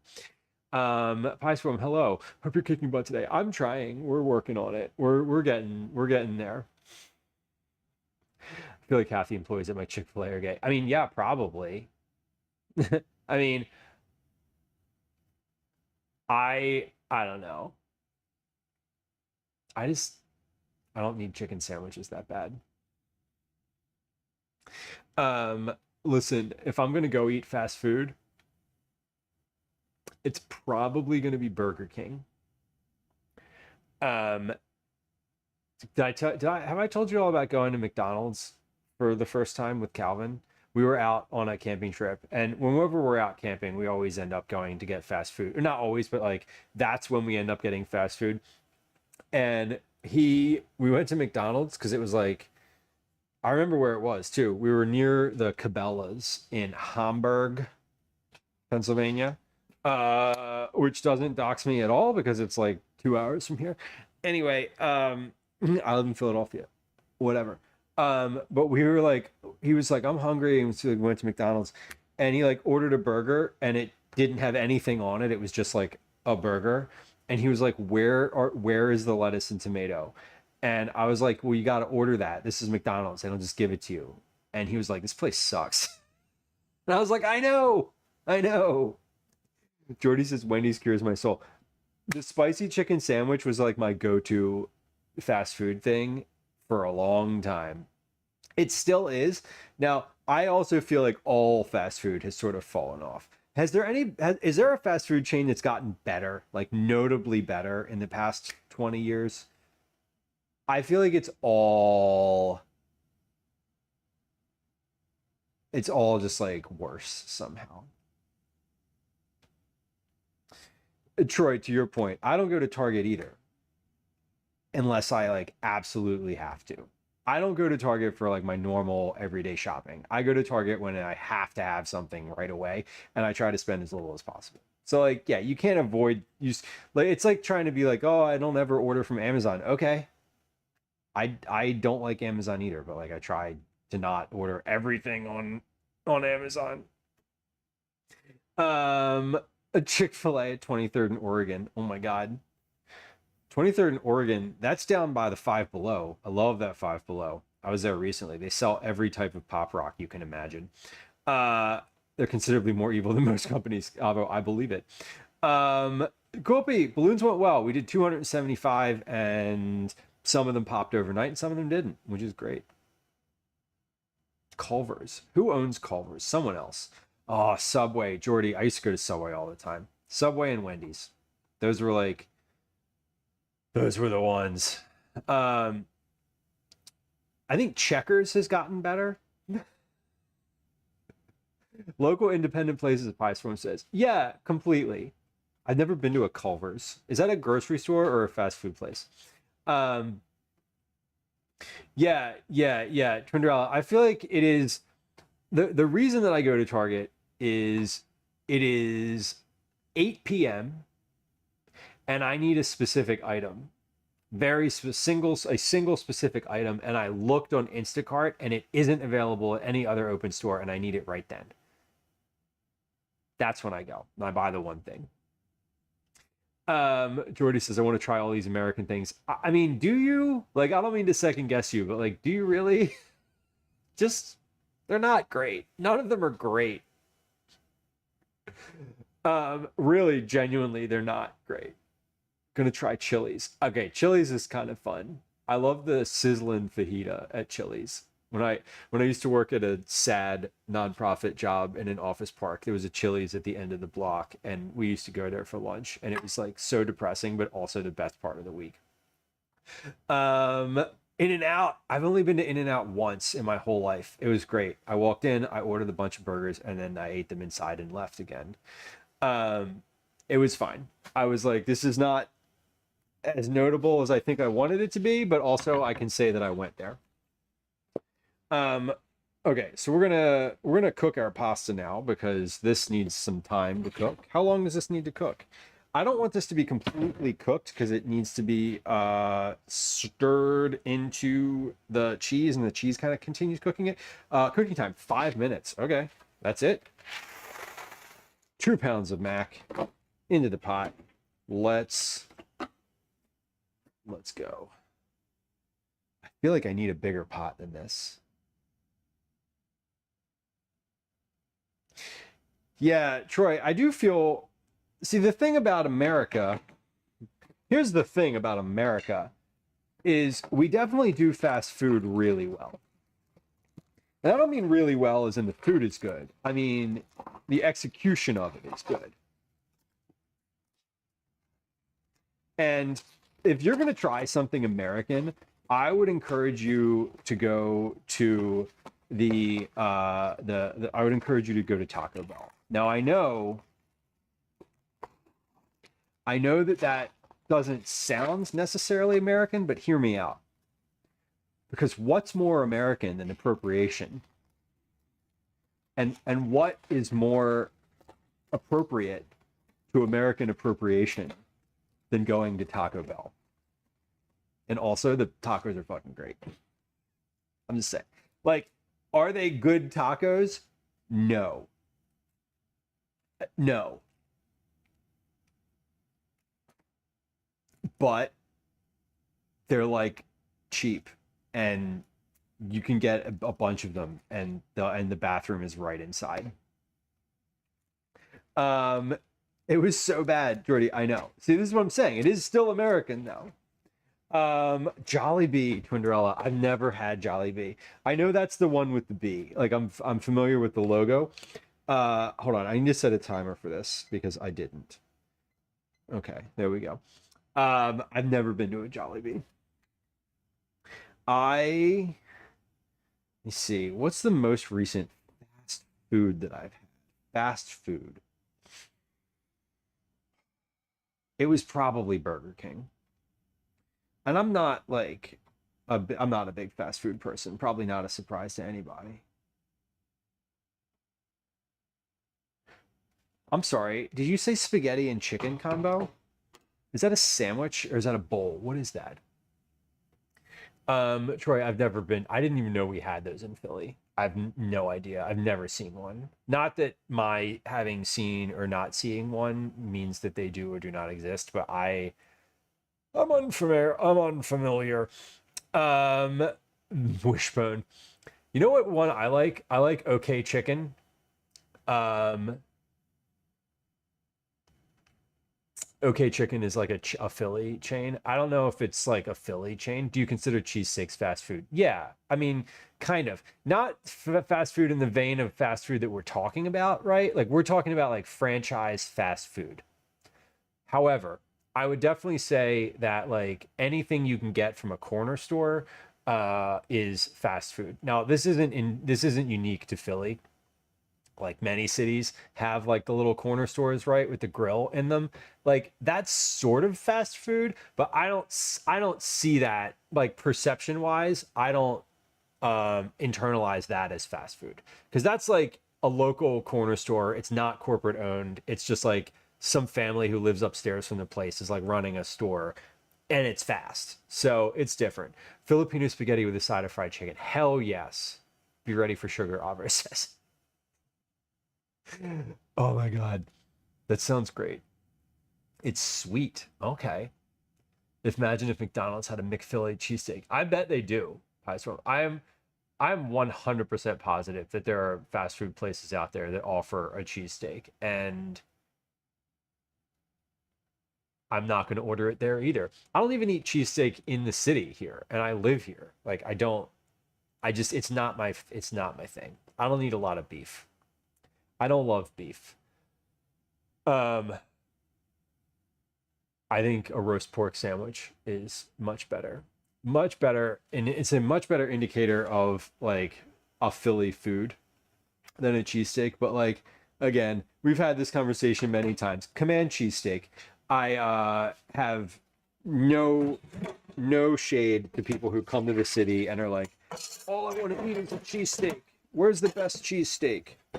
Well, I have advice for that. And when people are like, I want to go to Pat's and Gino's to get cheesesteak, I'm like, you know what? Go for it. Go for it. I'm not going to tell you not to. I'm genuinely not going to tell you not to because I don't know, because you'll probably like it. Because if you've never had a cheesesteak, the first one you try is the best one you've ever had. And that is an irrefutable fact, even if you don't like it. Is there a place that Canadians have that Americans want to try? Jordy, I feel like for me, I feel like any of like the poutine spots, and I don't know that that's something that necessarily Americans would say specifically, but I would say that the poutine shacks, you know, like the little places that like just sell that are a thing that Americans should try because it's like fries with gravy. Like, good lord, it's so coated. Everybody thought we'd have barbecue all the time, right? Yeah, exactly. Like, of course, there's plenty of places you can get barbecue, but like you can get a good cheesesteak at any corner store in Philly. The Denix roast pork is divine. The Denix roast pork is divine. It's really good, and it's worth trying. 100% cosign. Closest Jollibee is 164 miles away. That's a day trip. That is definitely a day trip to Cinderella. I would, yes. Oh, Swiss Chalet. Oh my God. I feel like Tim Hortons is like a fancier Dunkin' Donuts. Smokes poutine. I do love poutine. I've only had it in a handful of times, and every time I've had it has been in Canada. It's one of those things that I just wouldn't order if I saw it on a menu here, unless the person who was offering it on their menu like fully justified why they were capable of making it. The A&W, like the drive-in, yeah, there used to be one of those. I remember going to those before. Most Americans don't know they need a Halifax Donair. Oh my God. I just watched, okay, so there's that guy on YouTube, the Man versus Food guy, Beard versus Food or whatever. That dude, you know that dude? He just did one the other day that was like, he went to the King of Donair, and I was like, this looks so good. I really want one of these, although not as large. Like, that's a thing that we don't really do here. A&W tried to promote a third pound burger in the 80s. It failed because people thought a third meant less meat. That feels also very American. Make it a weekend. 100%. Yeah. Excuse me. Remember when McDonald's had pizza? No. But does that surprise me? Also no. Mushroom poutine. I would eat that. Adam Richmond. No, it's Adam Richmond was like precursor to this dude. This guy, his name's Adam. I think his name's Adam, but it's called Beard versus Food. Taco Bell definitely had pizza. They had the Mexican pizza, and it was fine. It was fine, I suppose. Oh, hold on. I'm about to pour that in the sink with no colander. Can't do that. Yeah, I don't know anything about the Beard Meats Food guy, but he gets recommended to me on YouTube all the time. So I constantly am I'm very constantly like watching his videos. I think his personality is pretty funny. I don't know if I don't know him as a human, whether or not he is like, whether or not we get along in conversation over the long form. But it was one of those things where like the algorithm told me I would like it, and then I was like, okay, I'll watch one or two of these, and then like 35 of them later. I feel like Taco Bell can be good if you don't call it Mexican. Yeah, Jordy, as see previous mention of appropriation with regard to Taco Bell and like American situation. Seems like a nice guy parasocially. Yeah, exactly, Avo. I'm like, he hasn't ever said or done anything to give me like pause to be like, oh, I didn't know you were like a horrible person. But again, I think he is also British. So I have a hard time reading that scenario. And he's probably just not being like super out with whatever, his stance on life and opinions and things is, because he doesn't want to alienate a bunch of people from his channel and like polarize his audience. I get it. I don't go off about politics.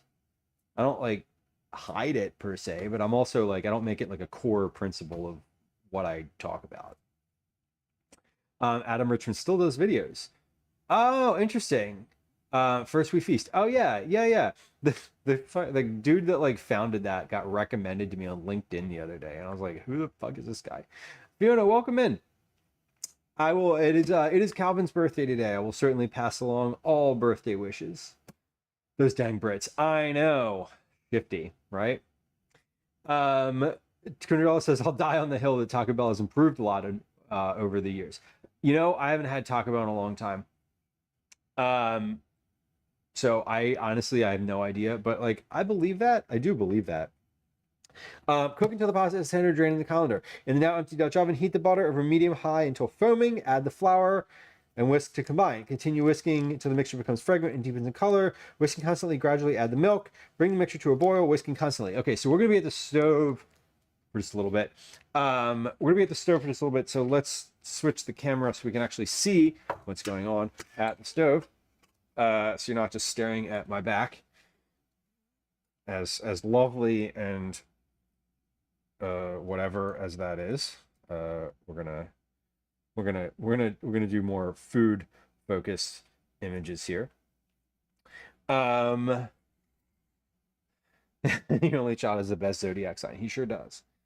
Leo, we love a Leo. I do love a Leo. Being a Leo is a green flag for me, definitely. I was just talking about the most consistent. I do.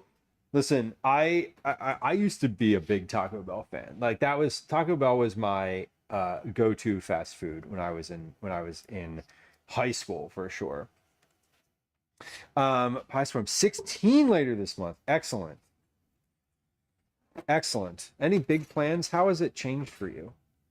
A new dipping taco that was built like quesadilla without the birria flavors. Mixed in some hot sauce and it was really good. Amazing. I mean, I love the hot sauce packets at Taco Bell. I want to retry. What do you order at Taco Bell? I don't even know what Taco Bell's menu looks like anymore. Honestly, I haven't been in so long, but it wasn't recent, but we found out, or I found out, Gwen has never been to Taco Bell, and Calvin has never been to Taco Bell. So I feel like I like that needs to happen, right? It's definitely one of those things where, like, even if you don't plan on going there all the time, you should try it. I do think that's the American fast food that you should try, despite having had it as previously stated. Um, I also, I mean, not for nothing, y'all. McDonald's has been pretty consistent forever, and I'm definitely of the opinion that how people, maybe this was like when I was younger. I don't know if this is still a thing that people do, but people used to, when I was younger, people were like, "Well, what are you gonna do? Work at McDonald's your whole life?" Like, yeah, you ever heard of franchising? Like, you ever heard of owning a franchise? Like, it's pretty lucrative. Medium high until foaming. Add the flour, whisk to combine. Then you add the milk. Okay, so this is foaming. I would say it's foaming. Yeah, that's foaming. Okay, so we're gonna whisk in the flour and the mustard and the cayenne. So we're making a roux. So we want this to be well combined and darkened in color.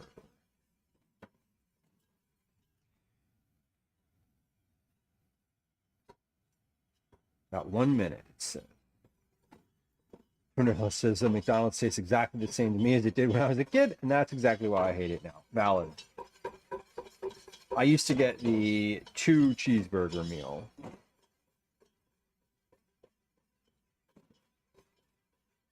McDonald's ruined the snap wrap. Oh my god. Mighty Taco, yes. Sofa says McDonald's new Red Bull drinks with flavored syrups. Oh my god. That sounds less than ideal for me. Kathy, welcome in. Hello. Yes, Joe, the 2 cheeseburger meal. And I don't mean the double cheeseburger. I mean the meal with 2 distinct cheeseburgers. Because it's better, because there are 2 of them.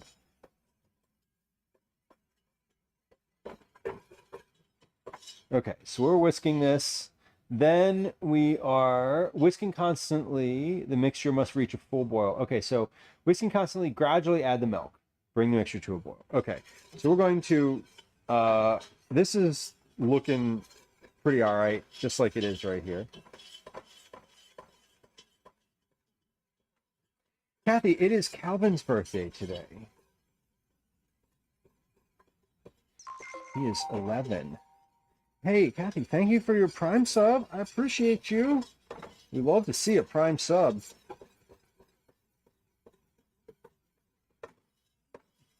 This is looking pretty good. Definitely darker in color. So I'm going to turn this up. I'm going to add the milk. I'm going to start adding the milk.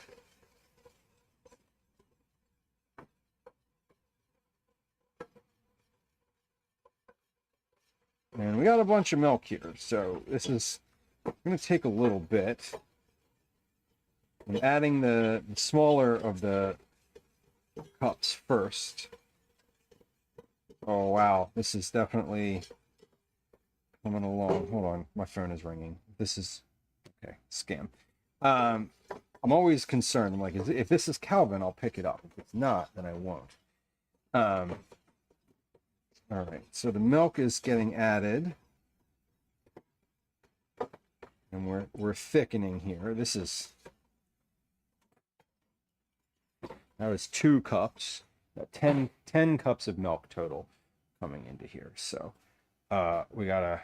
I'm gonna turn this all the way up now, because it is no longer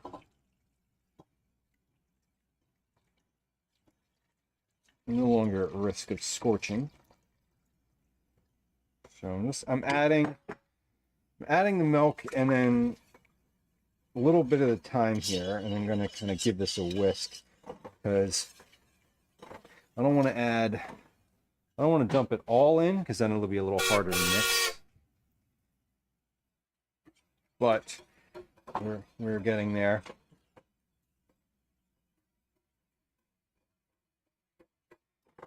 All right. And now I'm adding the milk.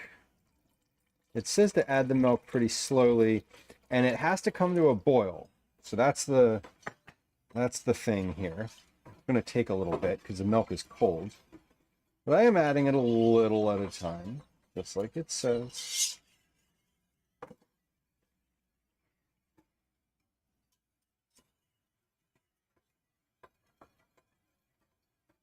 Okay. Keep this moving.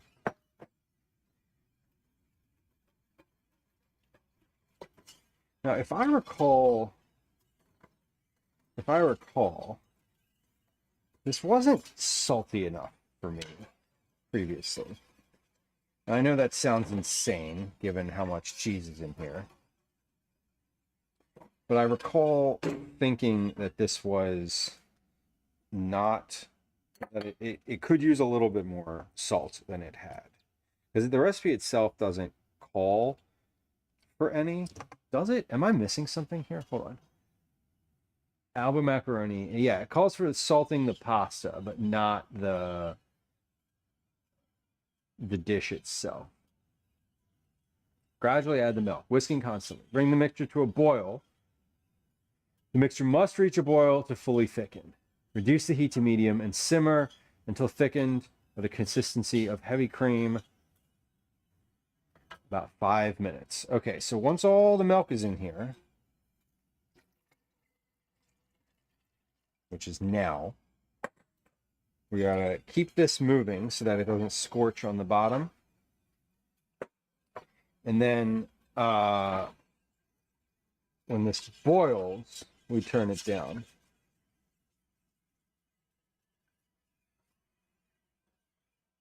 Oh, an egg sandwich. So good. When you say egg sandwich, do you mean egg salad or do you mean like a fried egg on bread? Both are delicious. I'm curious which one I'm supposed to be craving in this moment, because egg sandwiches are like the go-to easy dinner around here. Fried egg and tomato on toasted bread, delicious. Absolutely, an absolutely phenomenal meal. Genuinely.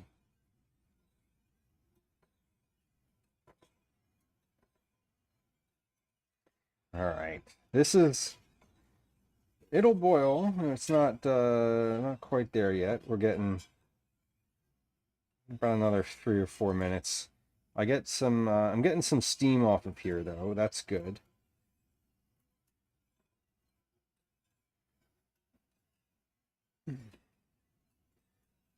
Oh, I would have added cheese. Yeah, to me onto that sandwich, I'm gonna add like a little bit of mayonnaise, like just a little light smear of mayonnaise on the bread, and probably, let's see, egg, tomato. I mean, obviously salt and pepper. I think if I have it, yeah, cheese for sure. Mayonnaise for sure, and hot sauce. Maybe just like a little splash of some kind of hot sauce. Anytime I'm having an egg, I'm adding like a little bit of hot sauce. All right. Mayo and ketchup. There we go. Of course, avocado, Ty. I mean, I didn't think we had to say avocado. I was thinking of stuff that I like have in my refrigerator. I feel like an avocado is, I don't always have avocados around. When I do, I put that shit on everything. For sure. Jordy, we had mayo and ketchup last night. We had dip dinner last night. It was what Calvin wanted on Monday. And what did we have for dinner on Monday instead? I don't remember. Oh, he had leftovers. What did I have for dinner on Monday? Nothing. Oh, right. I was out Monday. DJ Harley, this is the base for the mac and cheese. So what's in this pot right now is the flour, mustard. So I started with the butter and made a roux with the flour, mustard, and cayenne pepper.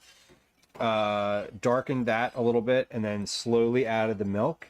And what we're doing right now is the milk is on high and we're slowly whisking to bring this to a boil.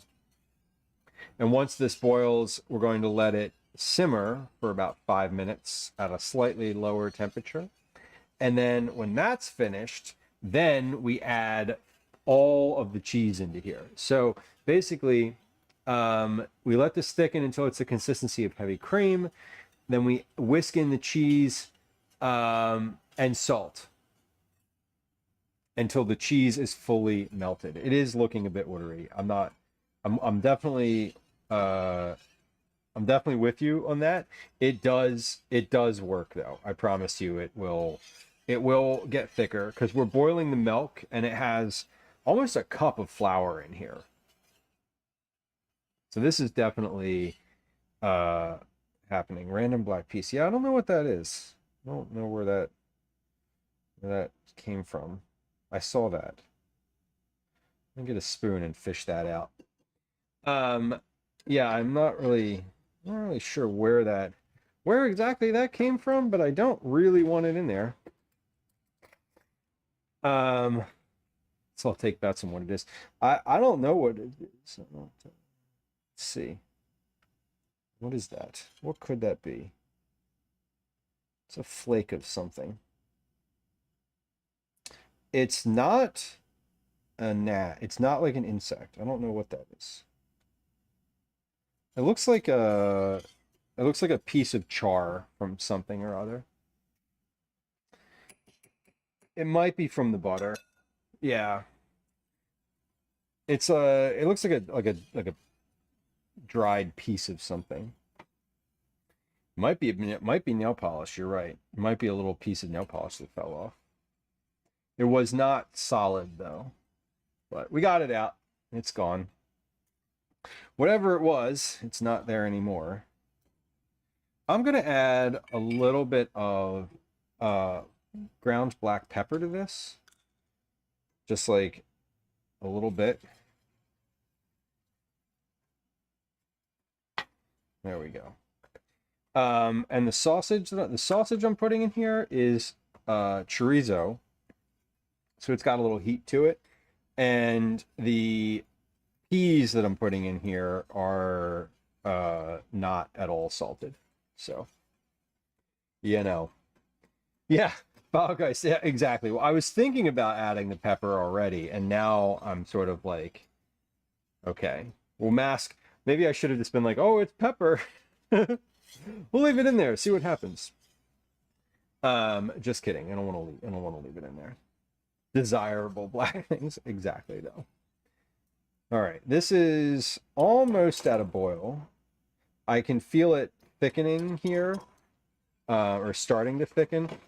I also can feel as I'm whisking it that I'm like scraping the bottom. I can definitely feel bottom scraping happening, and you can see it on the whisk how there's little thicker pieces. So if you just let this go and you don't keep whisking it, it definitely will sear or scorch on the bottom, and we really don't want that.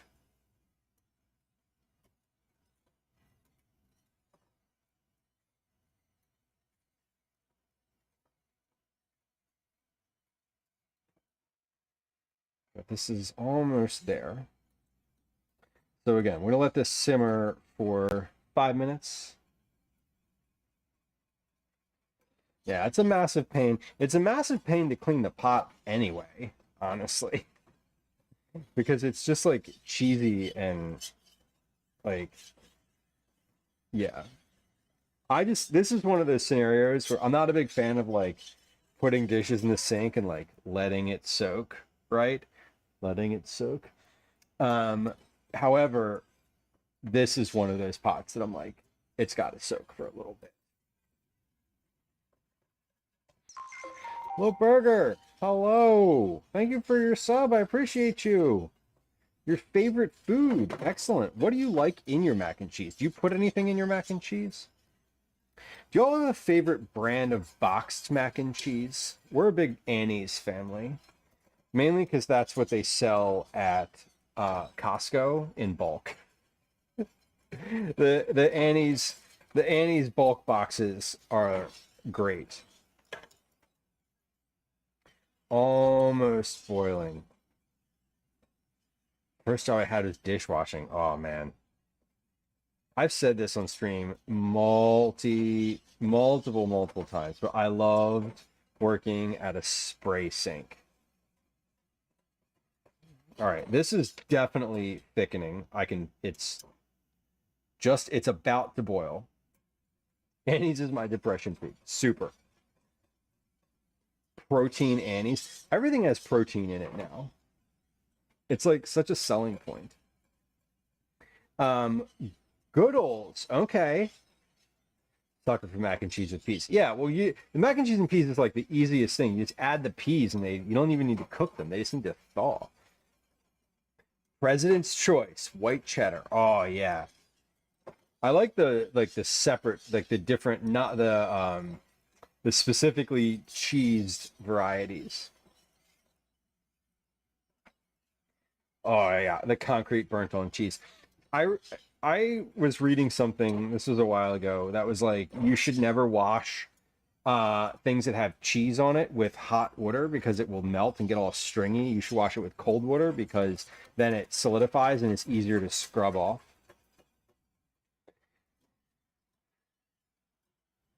Yeah. If we're fancy as chicken. Hell yeah. Low Burger, I put peas in mine almost constantly. This one is going to have chorizo, sliced chorizo, and peas, in addition to cheese, obviously. Kathy says we buy a powdered cheese and use our own pasta throughout making mac and cheese from scratch. I only make mac and cheese from scratch like maybe once or twice a year. It does if the cheese isn't burnt. Yeah, if it's burnt, like all bets are off. Then you got to soak it. But yeah, edamame. Ooh, never had edamame in mac and cheese, and I bet that's good. Curse words are important. They are very important. All right, are we boiling yet? Not quite. We're almost boiling. Oh, I saw a bubble. Have you ever had the Banza pasta? The like chickpea pasta? I have had it before. I haven't had it in a few years, and I'm wondering if it's improved. It used to be very fragile, like it fell apart. Yeah, Goodles, I've heard of those. I don't think I've had them, but yeah, exactly. Okay, Little Burger, good to know. Like, good to know that they are still a bit fragile. Okay, this is definitely boiling now. We're at a boil. So I'm going to turn this way down. Fudge Darling, welcome in. I'm doing great. It's we're making mac and cheese. Definitely one of my favorite foods to eat. Not necessarily a favorite food to make, but like it is delicious when you make it yourself. Red lentil penne tofu. Excellent. Definitely not fragile. Okay. That was my big knock on the Banza pasta, was that when I like basically like it cooked up fine and tasted good, but then when I like stirred it into a sauce, like with any sort of vigor, it just fell apart on me. Damn Good Food Cookbook. I love that. I don't think I've read any recipes from there. Probably prefer whole wheat pasta. I don't generally make whole wheat pasta because I'm already sort of like in a bad way with my family when I add shit to it. So I can't justify like messing with the pasta too.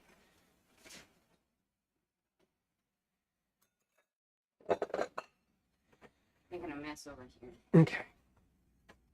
We're about a minute into this. This is on at a pretty low simmer, but I'm kind of continuing to stir. It is definitely thicker. I can feel it. And the consistency is almost like heavy cream, I would say.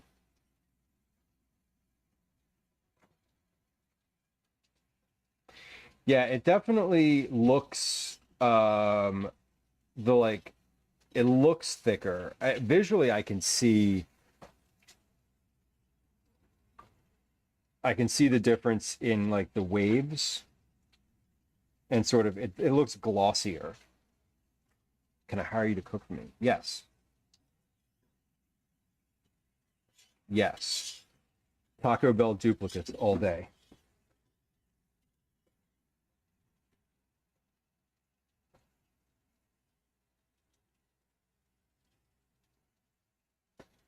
Yeah, prepared meals. Couple a week. Could be describing a butt. Glossy? Which word was associated with butts? Was it glossy? Was it undulating waveforms?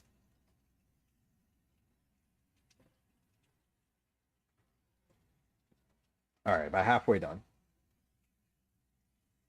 About halfway to the 5-minute mark.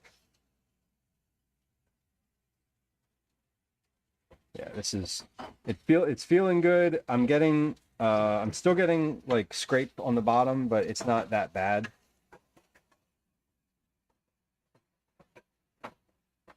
We sell juicy shorts. What are you doing in my closet?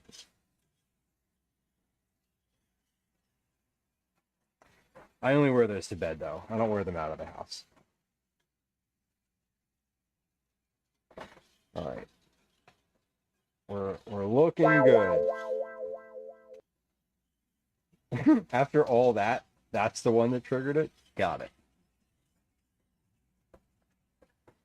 Got a minute and a half left, and then we're going to add the cheese.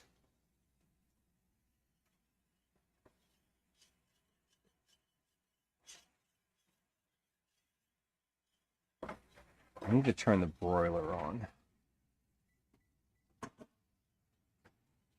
Okay.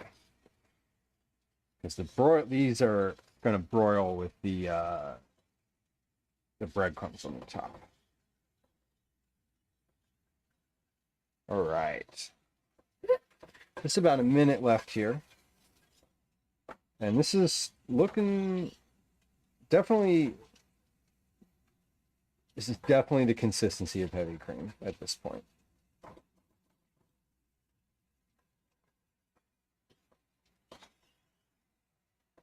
And once the cheese goes into here, this is going to be a dairy disaster.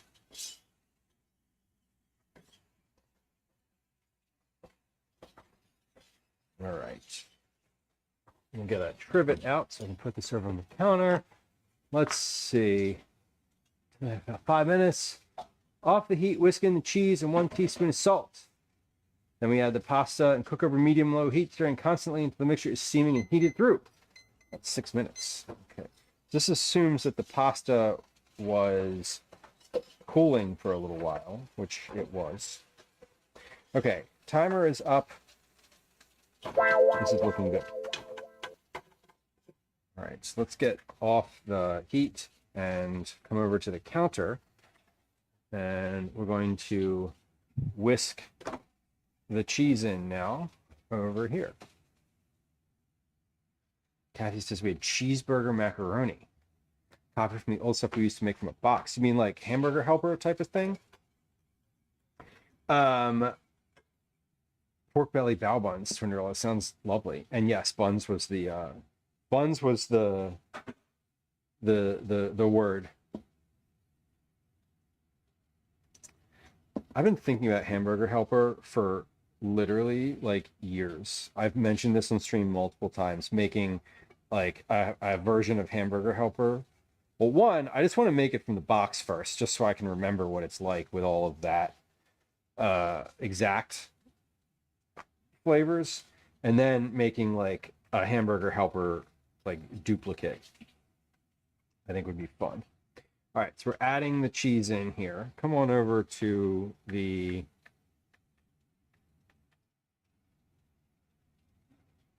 here. We've had the overhead view all along, so let's kind of keep the overhead view. This is the cheese. There's still a big lump of that in there. So whisking in the cheese and then a teaspoon of salt. So last time I made this and I was like, this is very undersalted. I don't think I did this. I don't think I did added the salt. So it says a teaspoon, so we need to add, that's 1, that's 2. There we go. Okay, so we added that was a half teaspoon. So we're adding the salt in here. And this is very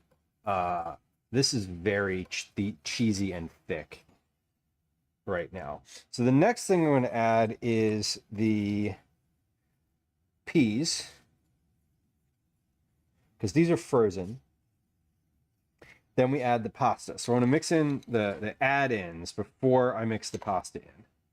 So the peas are completely frozen, or not completely frozen, but they are still quite frozen.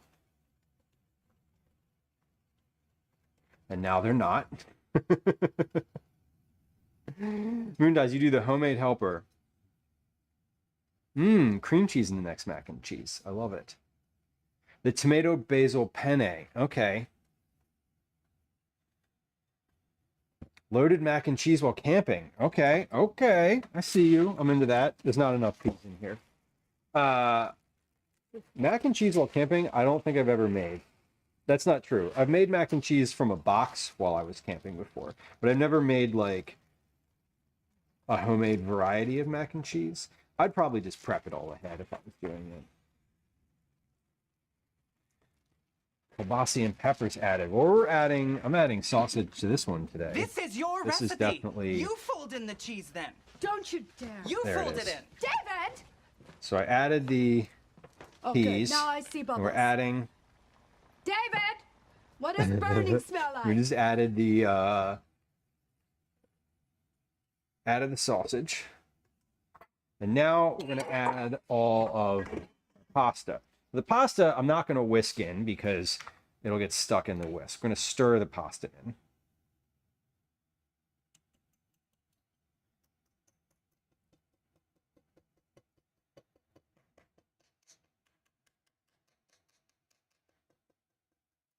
Okay, so this is the pasta ready to go. It's still a little sticky because it's been off the heat for a while. So I'm gonna try not to plop it all in at once. But I also don't want to just dump the whole thing in case this ends up being too small of a pot for a double batch.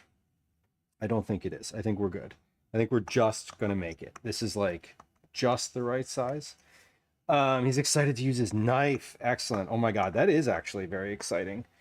Like, sort of getting a knife and like getting a pocket knife is fun, but actually being able to use it is really, really, like, really satisfying. Like, I have lots of pocket knives from over the years, and when I get to like break one out and like actually do something with it is like, it's so satisfying. It's like intensely satisfying. All right, so we're breaking this up.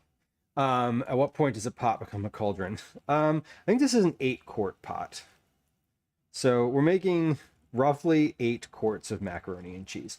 So I'm stirring all of this in, and then we heat it again. We like put this back on the stove and heat it until it's sort of bubbling. Right now, I just want to make sure that I've got all of the pasta in and sort of covered. before I put it back and apply more heat to it. So we're getting all of this, getting all of it in. And well, I need my towel. I need a towel here. There we go.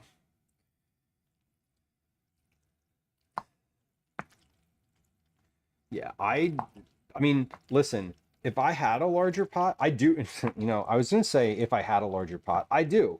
I wasn't going to make a double batch. But I should make a note in here that a double batch needs the larger pot. Oh man. If I had a large cauldron and a stone hearth, you had better believe that that's how we would be cooking like 2/3 of the meals that are on this stream. Like no word of a lie. All right. This is looking real good.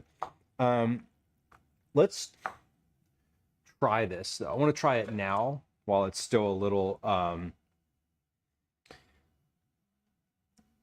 raw, like not baked, not fully reduced.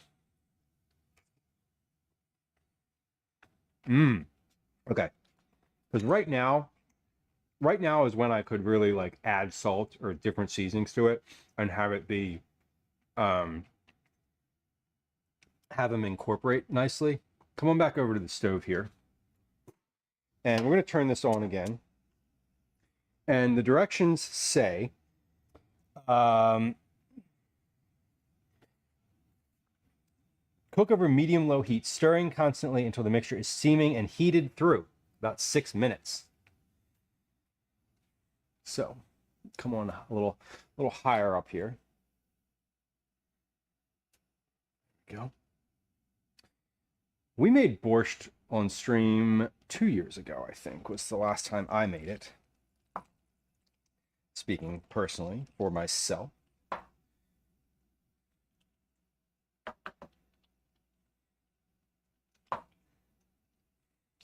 Yeah, this is going to take a few moments to get back to steaming. But the goal is to sort of reduce a little bit. I don't want to reduce the liquid in here too much. It's very cheesy, but also as this sits, if this sits for like 20 minutes, it will reduce on its own because it's going to get more absorbed into the pasta. So I'm not cooking this right now with the goal of like getting there to be less liquid in this pot. The goal is really just to finish it off and cook it so that everything kind of incorporates together nicely. The pasta sticks to the, so basically so that the sauce gets in each of the noodles and sticks to the outside really nicely, and it's all sort of a cohesive dish. So it says about 6 minutes, so let's put a 6-minute timer together.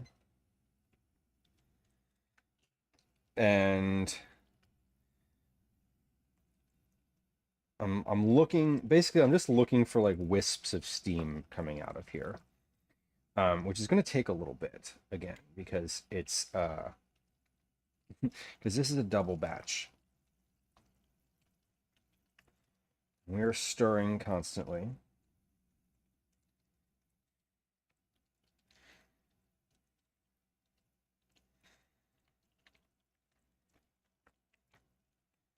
I have to admit that the sound coming off of this is like, it's so like specific. It's like that sort of like mud, like feet stuck in mud kind of thing.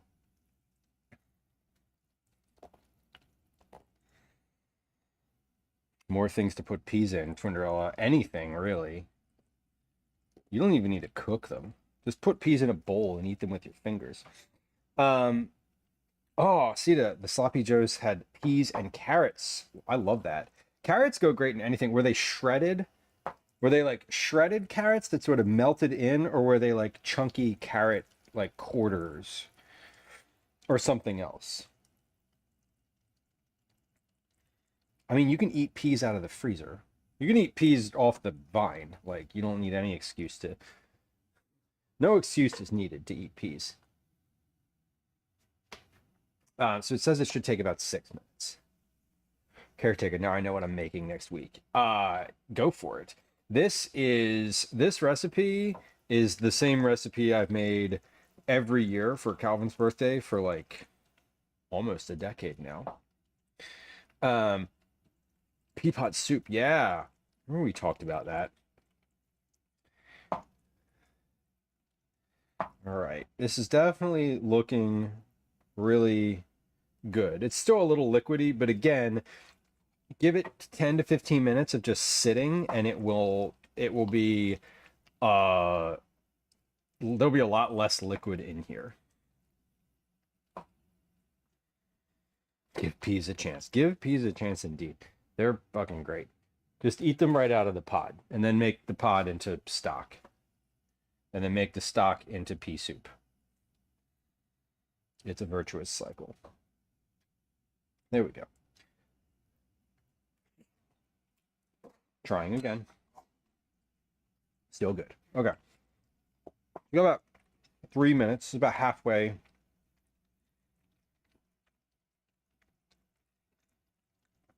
It said cook for about 6 minutes until it's steaming.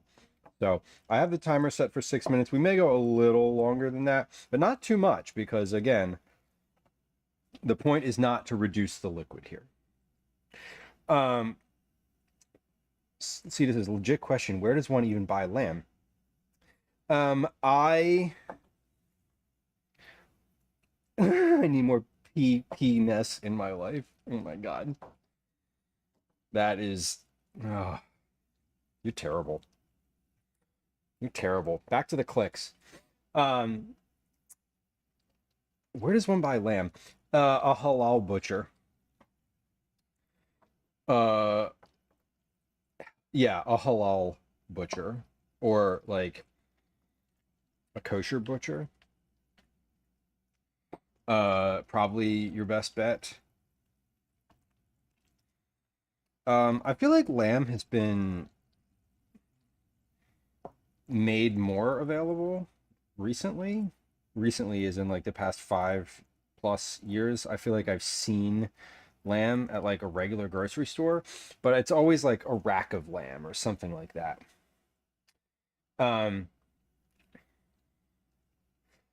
Into all kinds of pea. Oh my God. Split peas, no peas, chickpeas.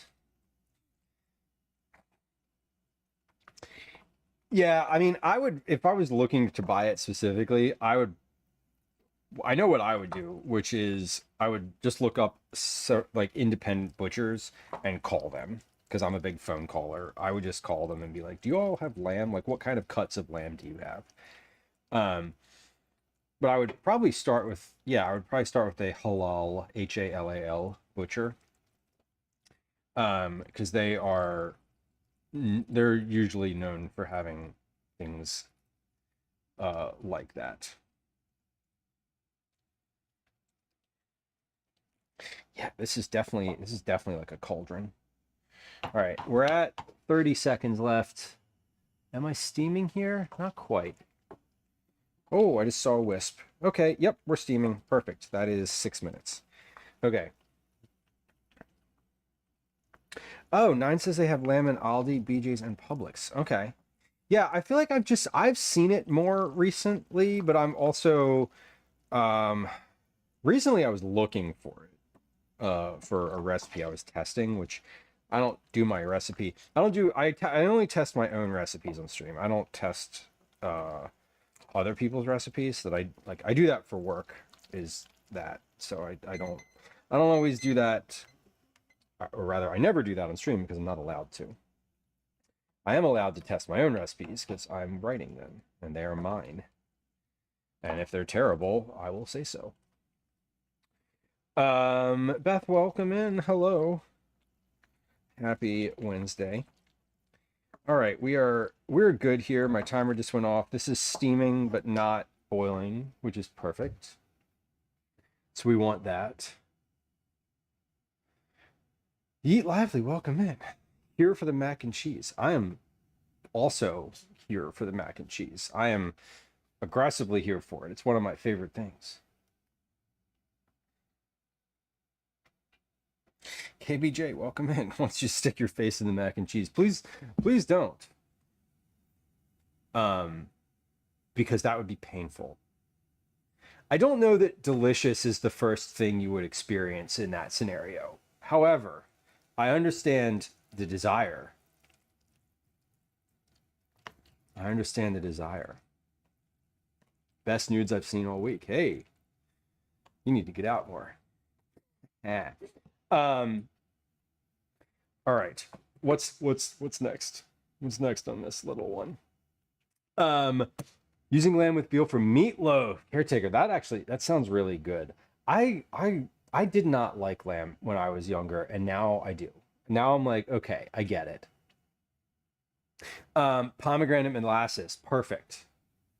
Pomegranate molasses is absolutely phenomenal. I'm with you. The last time I used pomegranate molasses, I made, you know what? I feel like the last time I used pomegranate molasses was for Food Fight, like 2 years ago. Stirring constantly. Transfer the mixture to a broiler-safe 13 by 9 inch baking dish. Sprinkle evenly with the breadcrumbs. All right, so we're going to transfer a bunch of this to a 13 by 9 inch baking dish. You know what I'm going to do first, though, before we do that? Before I transfer to a baking dish, I'm going to put the mac and cheese in these ramekins. And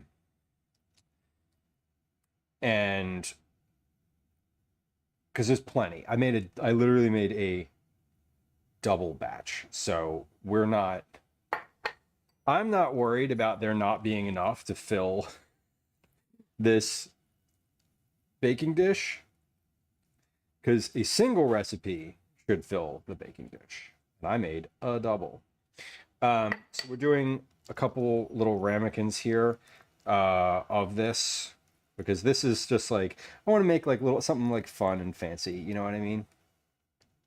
And it feels fancy to eat it out of here. Like, it will feel fancy. Maybe it won't. I don't know. We'll see. But what we're also going to do is we're going to put one in this little ramekin so that I have one to try on stream. Beautiful. Okay, now we're going to fill this baking dish, and then whatever we have left over, we will put in a smaller baking dish. Or, oh, I just had a thought. I have all of those aluminum pie pans. I have a bunch of aluminum pie pans up there. And you know what I end up doing every year, like without fail, when I fill a baking dish with this, is I end up freezing it, and then I can't get it out of the baking dish, and then I end up not having the baking dish available until I make that mac and cheese.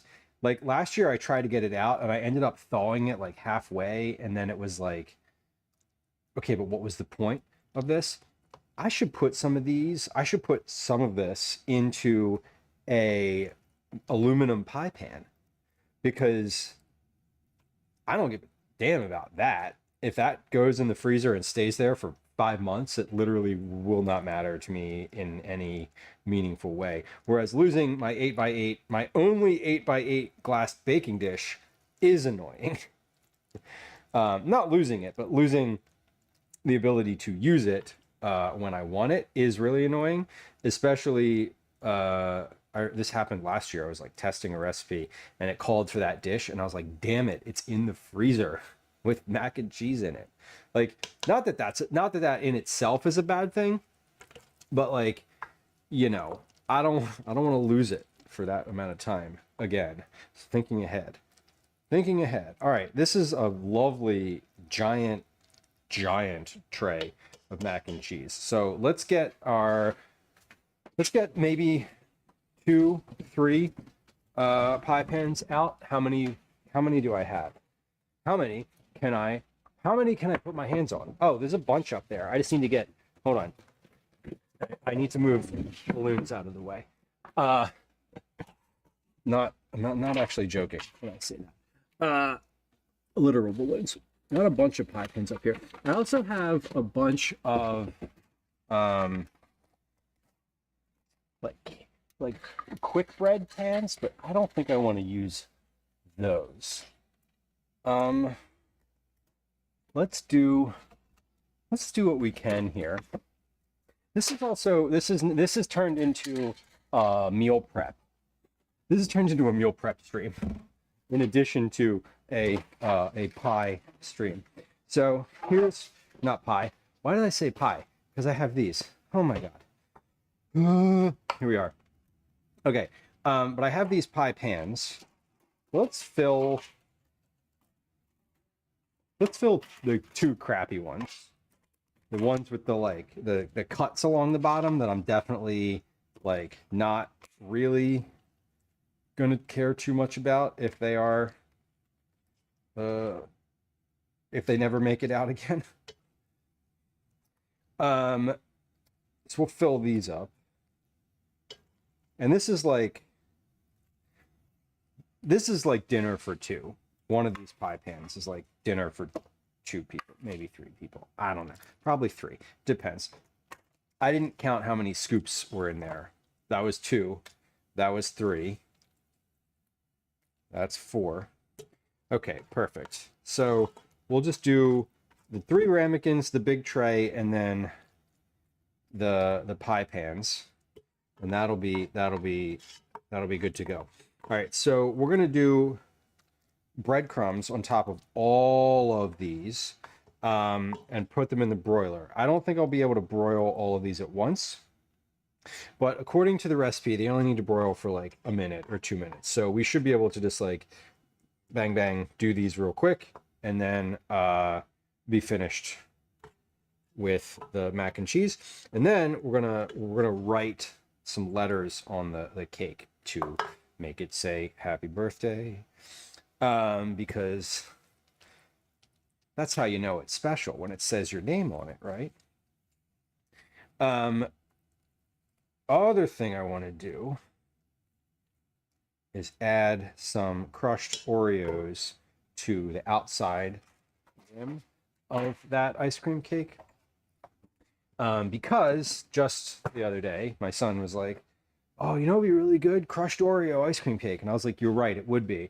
And he was like, can you make that for my birthday? And I was like, no, because you're asking me the day before.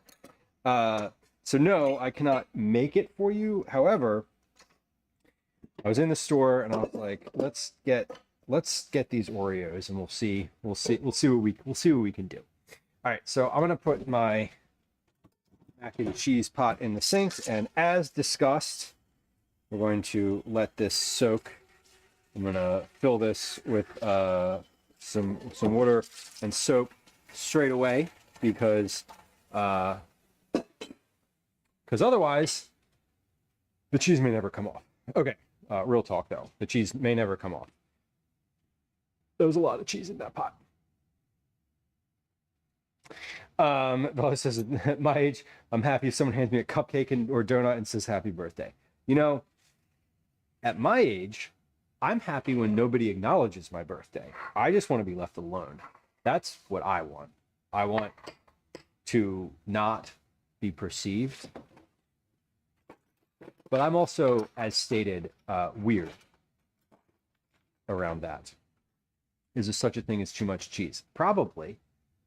Talk to folks that have a dietary restriction on cheese.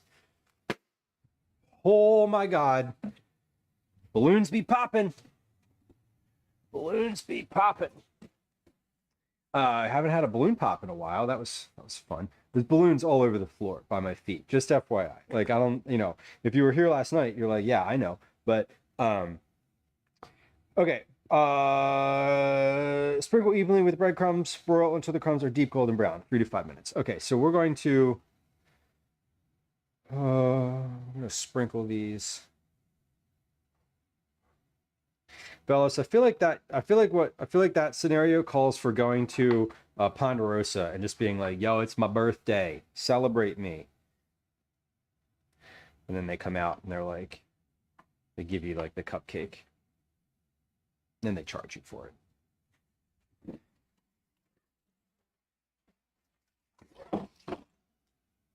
Hey Lou, when was the last time you went to a Ponderosa?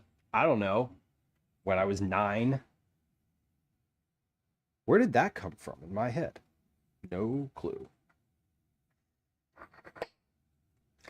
Maybe instead of Ponderosa, I can go back in time and just say Friendlies. Because that's really what I meant to say. All right, so we're breadcrumbing all of our matches on the internet. Just kidding. We're breadcrumbing our mac and cheese. And I don't necessarily, I'm gonna do the big tray first here. Before I do the pie pans, because if the pie pans don't get breadcrumbs, that's totally fine. They should. I foresee there being plenty of breadcrumbs. KBJ,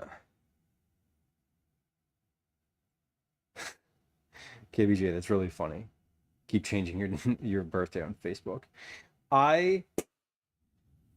When I used to be on Twitter, every so often I would tweet like, thanks for all the birthday wishes. And then like a bunch of people would be like, oh my God, happy birthday. But like, it was never actually my birthday.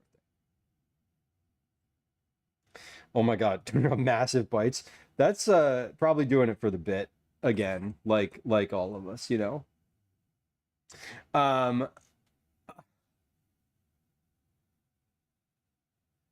Yeah, Moondice, say nothing. Exactly. I don't need it to be a big deal. I don't like people doing things for me that really are for them. Like, I don't need you. This happened at work one year and I literally cried about it. People put post-it notes like all over my desk and was like, oh, happy birthday. And I was like, are you fucking kidding me? Like, I have to clean up my entire desk now. Thank you for what? Thank you. But like, please don't ever do that. Anyway, I literally cried about it and they were like, whoa, this guy's unhinged. And I'm like telling them how much I hated it as I'm like cleaning it up. And they're like, we got it. We'll clean it up. And I'm like, don't touch me. Don't talk to me. No more birthday wishes. Thank you. You've done enough. Anyway, I'm a joy. Troy, do I know the buffet in the middle of the country that's the biggest in the country? You know what? I do. And I've been there on live stream.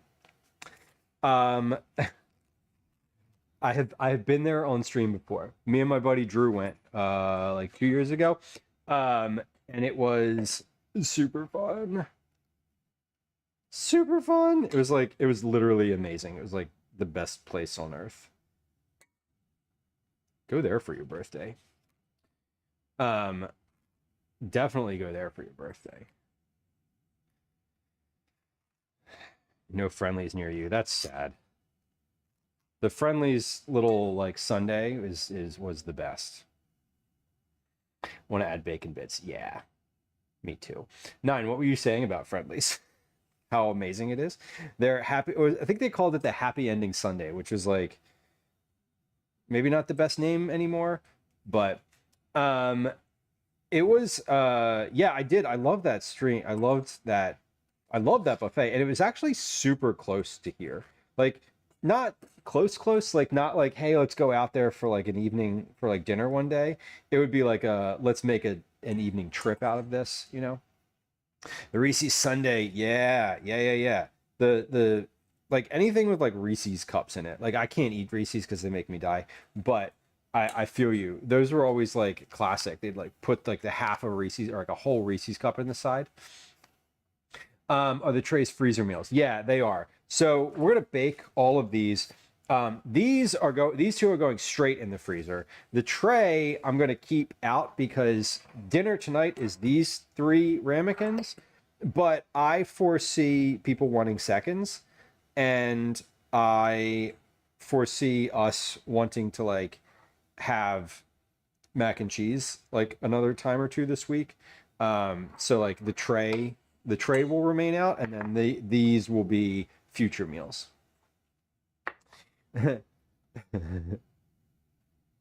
Yeah, worst birthday ever. Oh my god, Twinderella, it was not great. They literally covered my desk in post-it notes and gave me like a bunch of boxes of wine. And I was like the little individual cartons of wine, and I was just like, I'm fucking drinking these right now. I hate all of you. I was like, and I remember they were like so happy when I came in, and I was just like immediately hostile. Like immediately. I was like, this is the worst thing you could have possibly done for me. I do not want this in any world. No world in which I want this to happen to me. KBJ, thank you for the bits. I appreciate you. Thank you. This is your birthday song. It's not very long. Fair. What food venue is that from?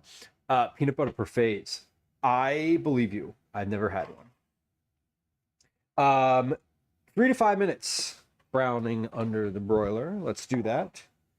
Pop this in here. Broiler's been on for a little bit, so let's do 3 minutes to start. 3 minutes only. The name of that buffet is Shady Maple. Command Shady Maple. See if that command still works. I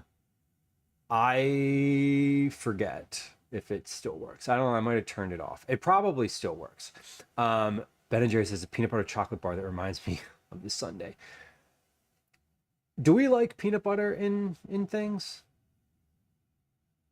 Is peanut butter like better? Peanut butter better for dessert or better for savory?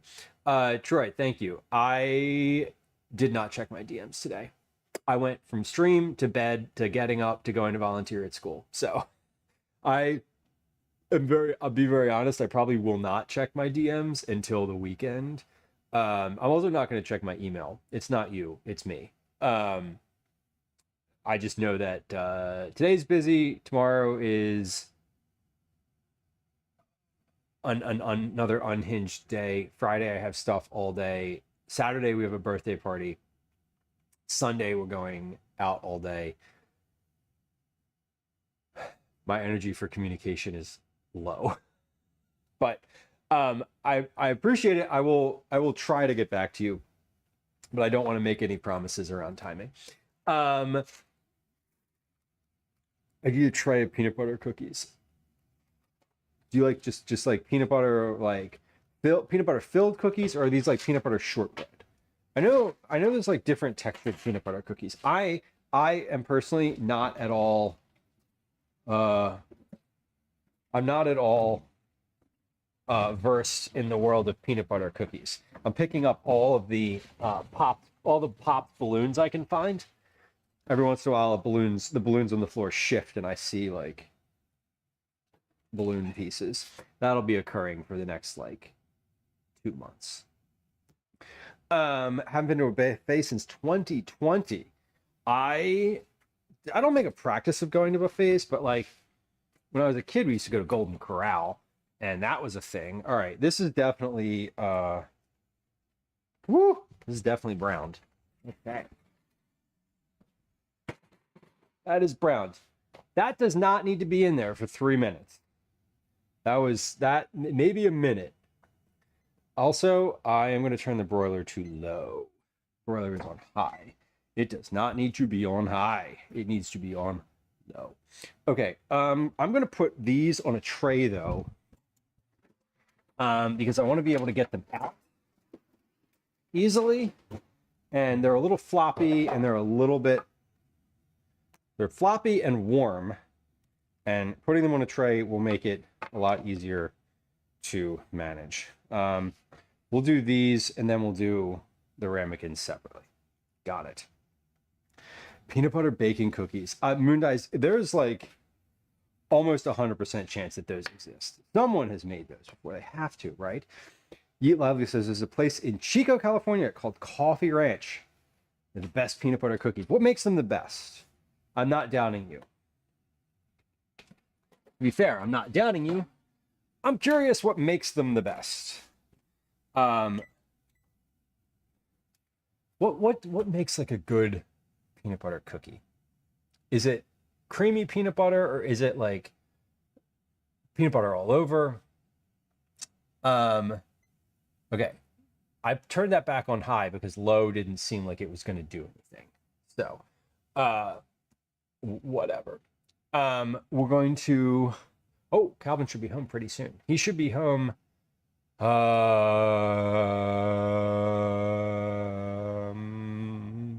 within the next few minutes, just a guess. Which is awesome. We will definitely have a close-up, Jordy. We're going to, well, this is so far. Here's a close-up of the non broiled version, which, I mean, honestly looks great to begin with. But we're going to, we will get a close-up of the broiled in a moment. Why is this? Oh, oh my gosh, my overhead camera is stuck. Why are we stuck? It's not working. Oh, hold on. Okay, almost. See what happens when I get distracted? I just end up burning things. Okay, why is that? Take another picture with your click camera. Please launch Camera Hub. Oh, did Camera Hub close? Oh yeah, it did. Okay, that's why it's not working. That's weird that it allowed it zoomed on the one, but like not the other. I just noticed this camera was zoomed out or zoomed in too much. Creamy texture. Okay, so it's a textural thing. I can get behind that. All right, these look better than the tray. The tray was like a little burnt, which is fine. It's fine because like the moment you mix it all in, it's gonna be irrelevant. Literally irrelevant. Okay, so these are good. And then the last ones are all the ramekins. 1, 2, 3, and then this little one.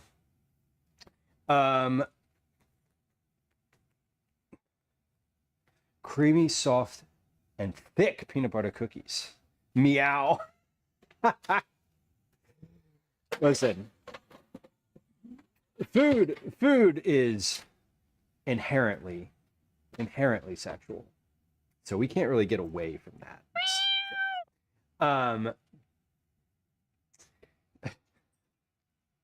A crispy topping versus crusty, crispy topping versus creamy and smooth. I'm a big fan of the duality of the flavor, or the duality of texture in this one. Joe, good rain. We love that one. Sarah, hello. Welcome. If you have leftover crumbles, just to cover the tray, maybe you can just add it to the current layer and broil it quickly. I could. I'm thinking I do have some leftover crumble in the bowl, and I'm definitely going to save it because I feel like I want to, specifically with the tray, with this, what happens is that the breadcrumbs get soaked in. They don't have the level of crunchiness anymore. So when I like heat up the leftovers, I'll throw a layer of that on top. Like I'll heat them up in the microwave and then throw a layer of that on top in the broiler for like just a minute. and it ends up being like perfect again. Like, so I do save it. Like, I'm definitely not going to get rid of it. Because it's good for the leftovers to just like retop the thing, you know? That's the ideal scenario. All right, beautiful. God damn, this looks great. All right, oven is finished. Oven is off. These look wonderful. I'm gonna get out 2 of my wire racks so I can cool all of this stuff. Yeah,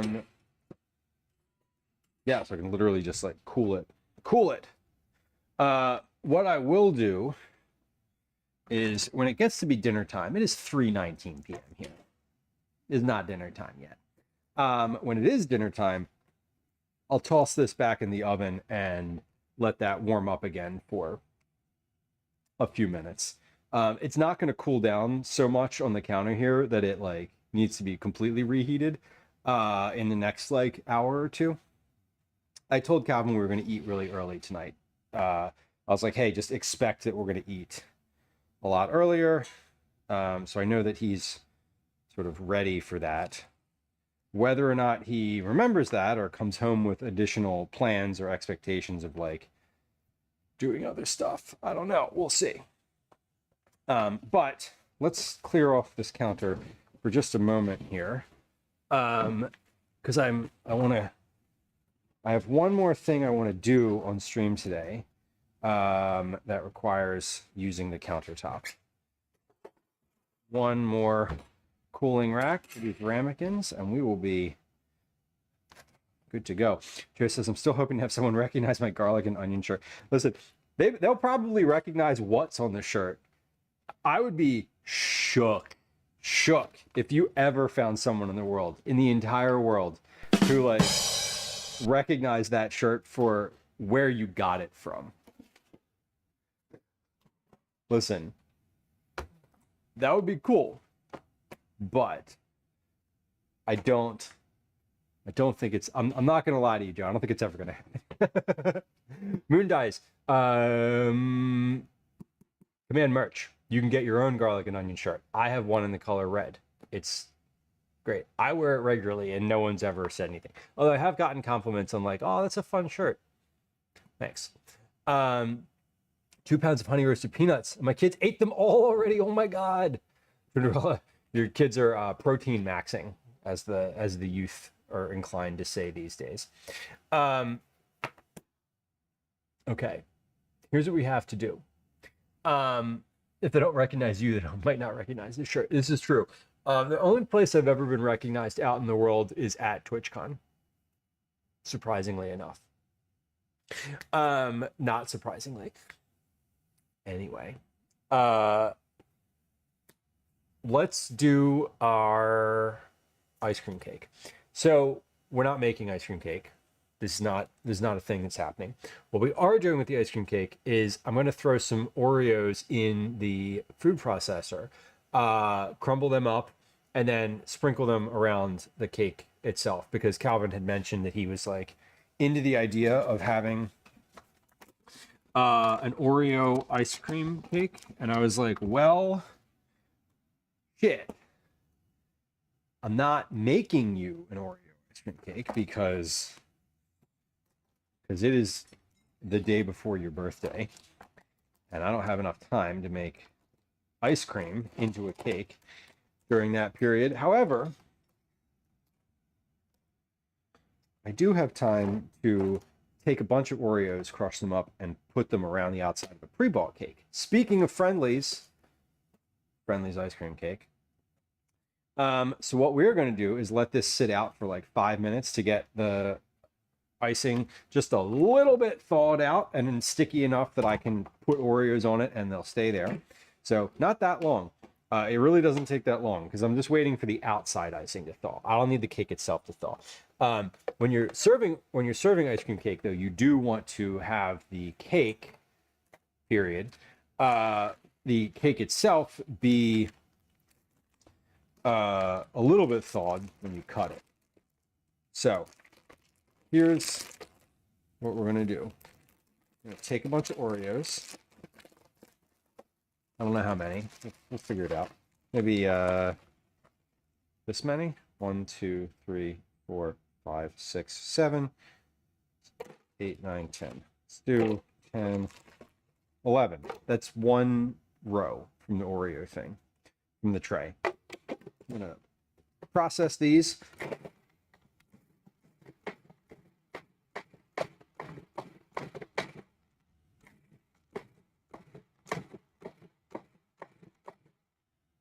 Looks pretty good. And then let's get our cake onto.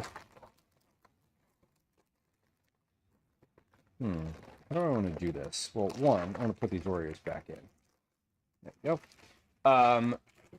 Two, let me check my phone.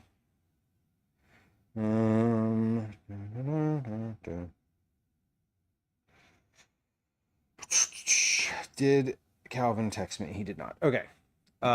Just checking because, you know, kids on their way home from camp. I don't know if this is going to be enough Oreo for the outside here. Why is this not coming off? There we go. Okay. But let's get this out and into a little bowl so I can work with it. And once we're finished this, we're not going to try the ice cream cake. Obviously, that's for later. But we will do a little mac and cheese test and see how that came out. That should be plenty of Oreos for my cake scenario. So I'm going to move this off to the side. Move my food processor too. There we go. And here's what we're going to do. We're going to take our cake and put it on a plate.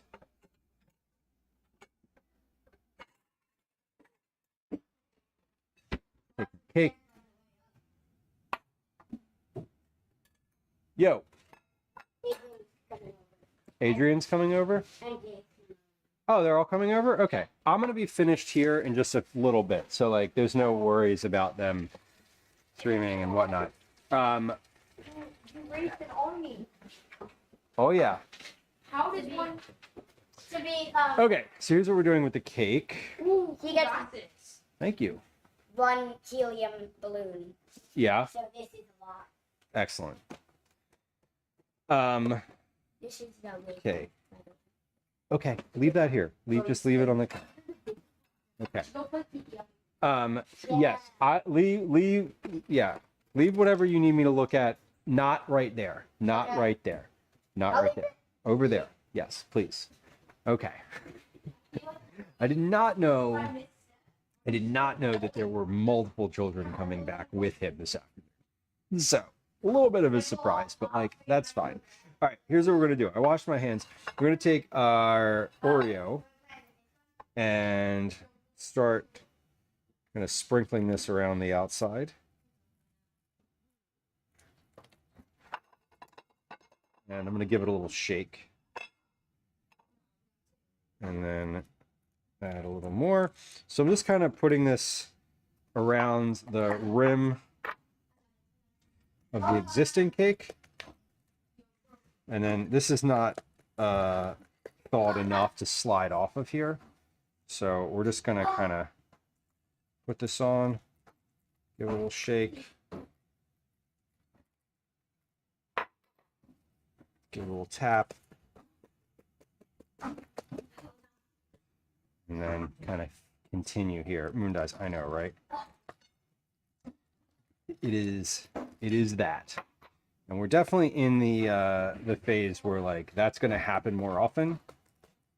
And I'm not like I'm not like I'm whatever about it. I don't like surprises, but like not in the scheme of things, this isn't really a surprise so much as it is a like, oh, okay, I guess whatever. It's a whatever. You don't need to ask. I always say, like, you don't need to ask what will happen. Like, you don't need to ask to invite friends over. Like you do kind of, but like not on a day like where we definitely don't have plans, which we don't. Okay, so let's get a little bit around the outside here, and then there we go.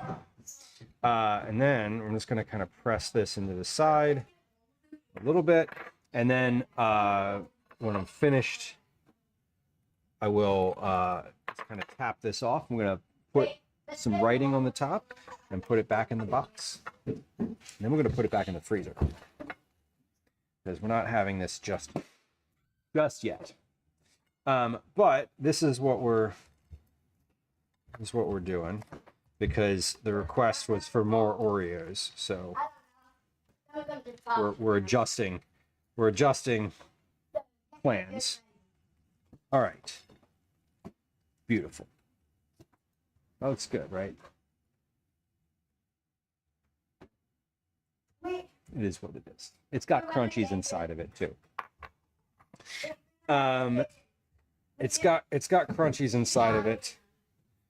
And I'm just gonna take the Oreo stuff and I'm gonna put that in a little container too, because I think I can just use this as like an ice cream top also.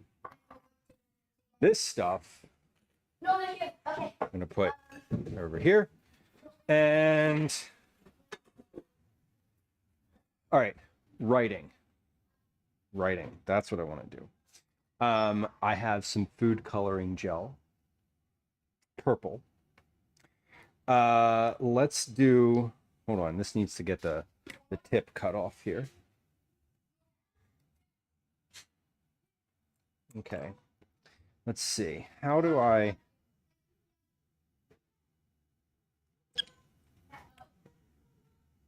let's try this. I'm just going to write this by hand. I'm going to do one word per line. And we're going to do this in not cursive. They didn't have the little candy letters in the store today. I really wanted to get those because those look nicer. But Calvin likes this gel stuff, so I suppose it's okay. BIRTHDAY 6 and 8 BIRT B I R. We're working on it. R T. Oh my god, there's a lot up here. No, don't hit them with the living room. We're putting them in the kitchen. Okay. And then I D. You pass them off to me.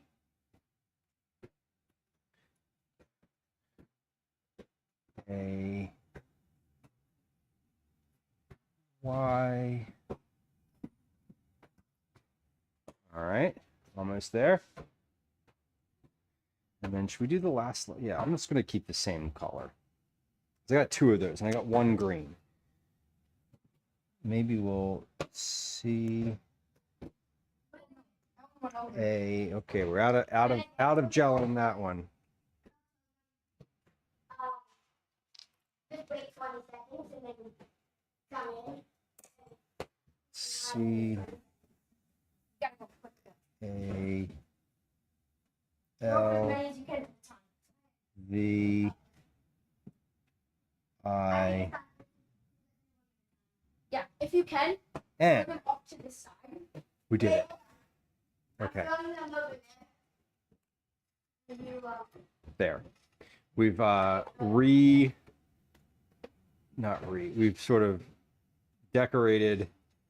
farther decorated a grocery store cake. There it is. Did not make this. We'll make cupcakes tomorrow. Those will be for a Saturday birthday party. This is just for like family dessert tonight. Okay. How is this icing, by the way? Is it any good? That's very sweet. Good Lord. Okay. I'm gonna put this back in the box.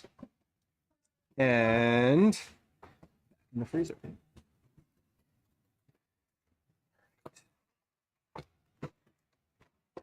That is ready to go for later. Now, before we find a place to land today, let's try this. Let's try this mac and cheese.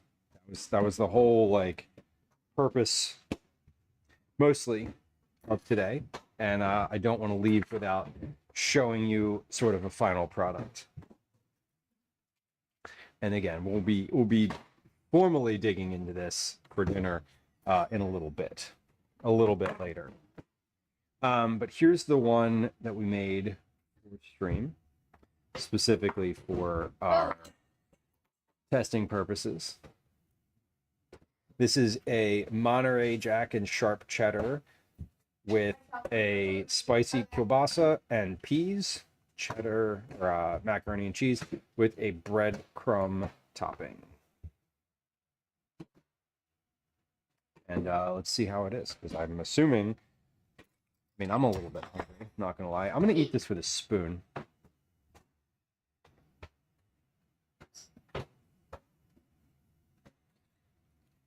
So definitely looks decent.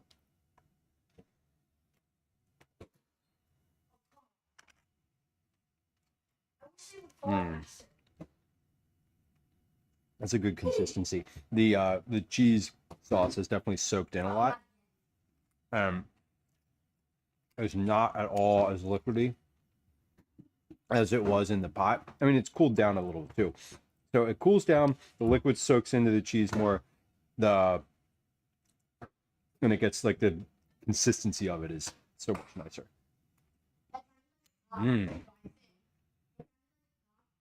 Excellent. And the peas are still crunchy, like toothsome, because they weren't like cooked. They're like perfectly chewy, they're not soft.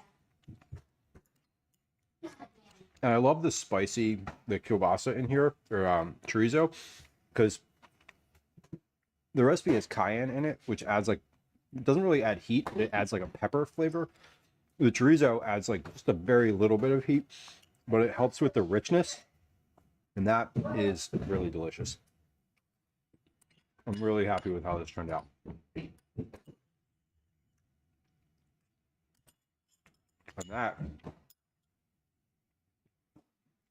that was my little amuse-bouche for dinner. I'm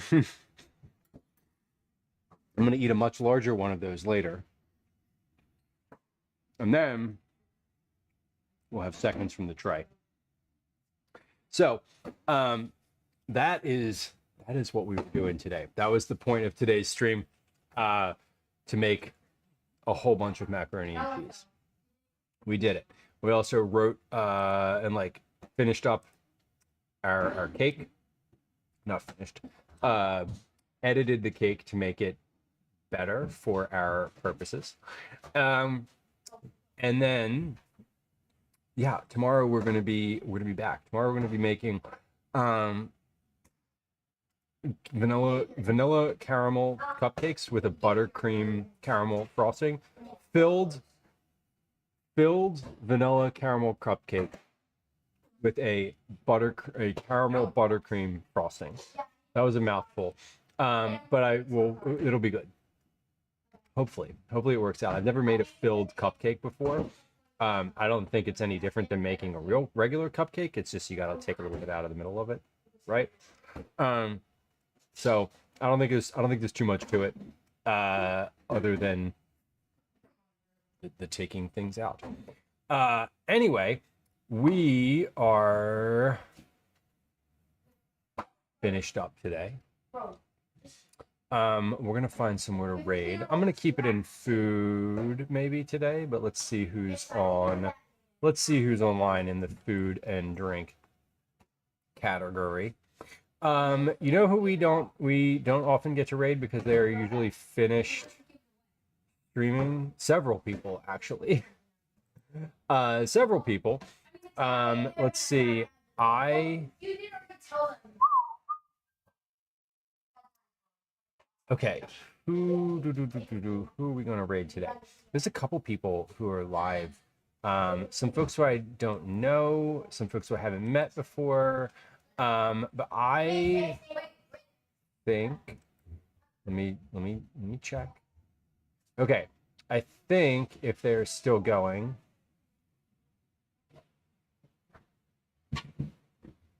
Okay, they are still going. We're gonna rate Spaceballs, the username. We like Spaceballs.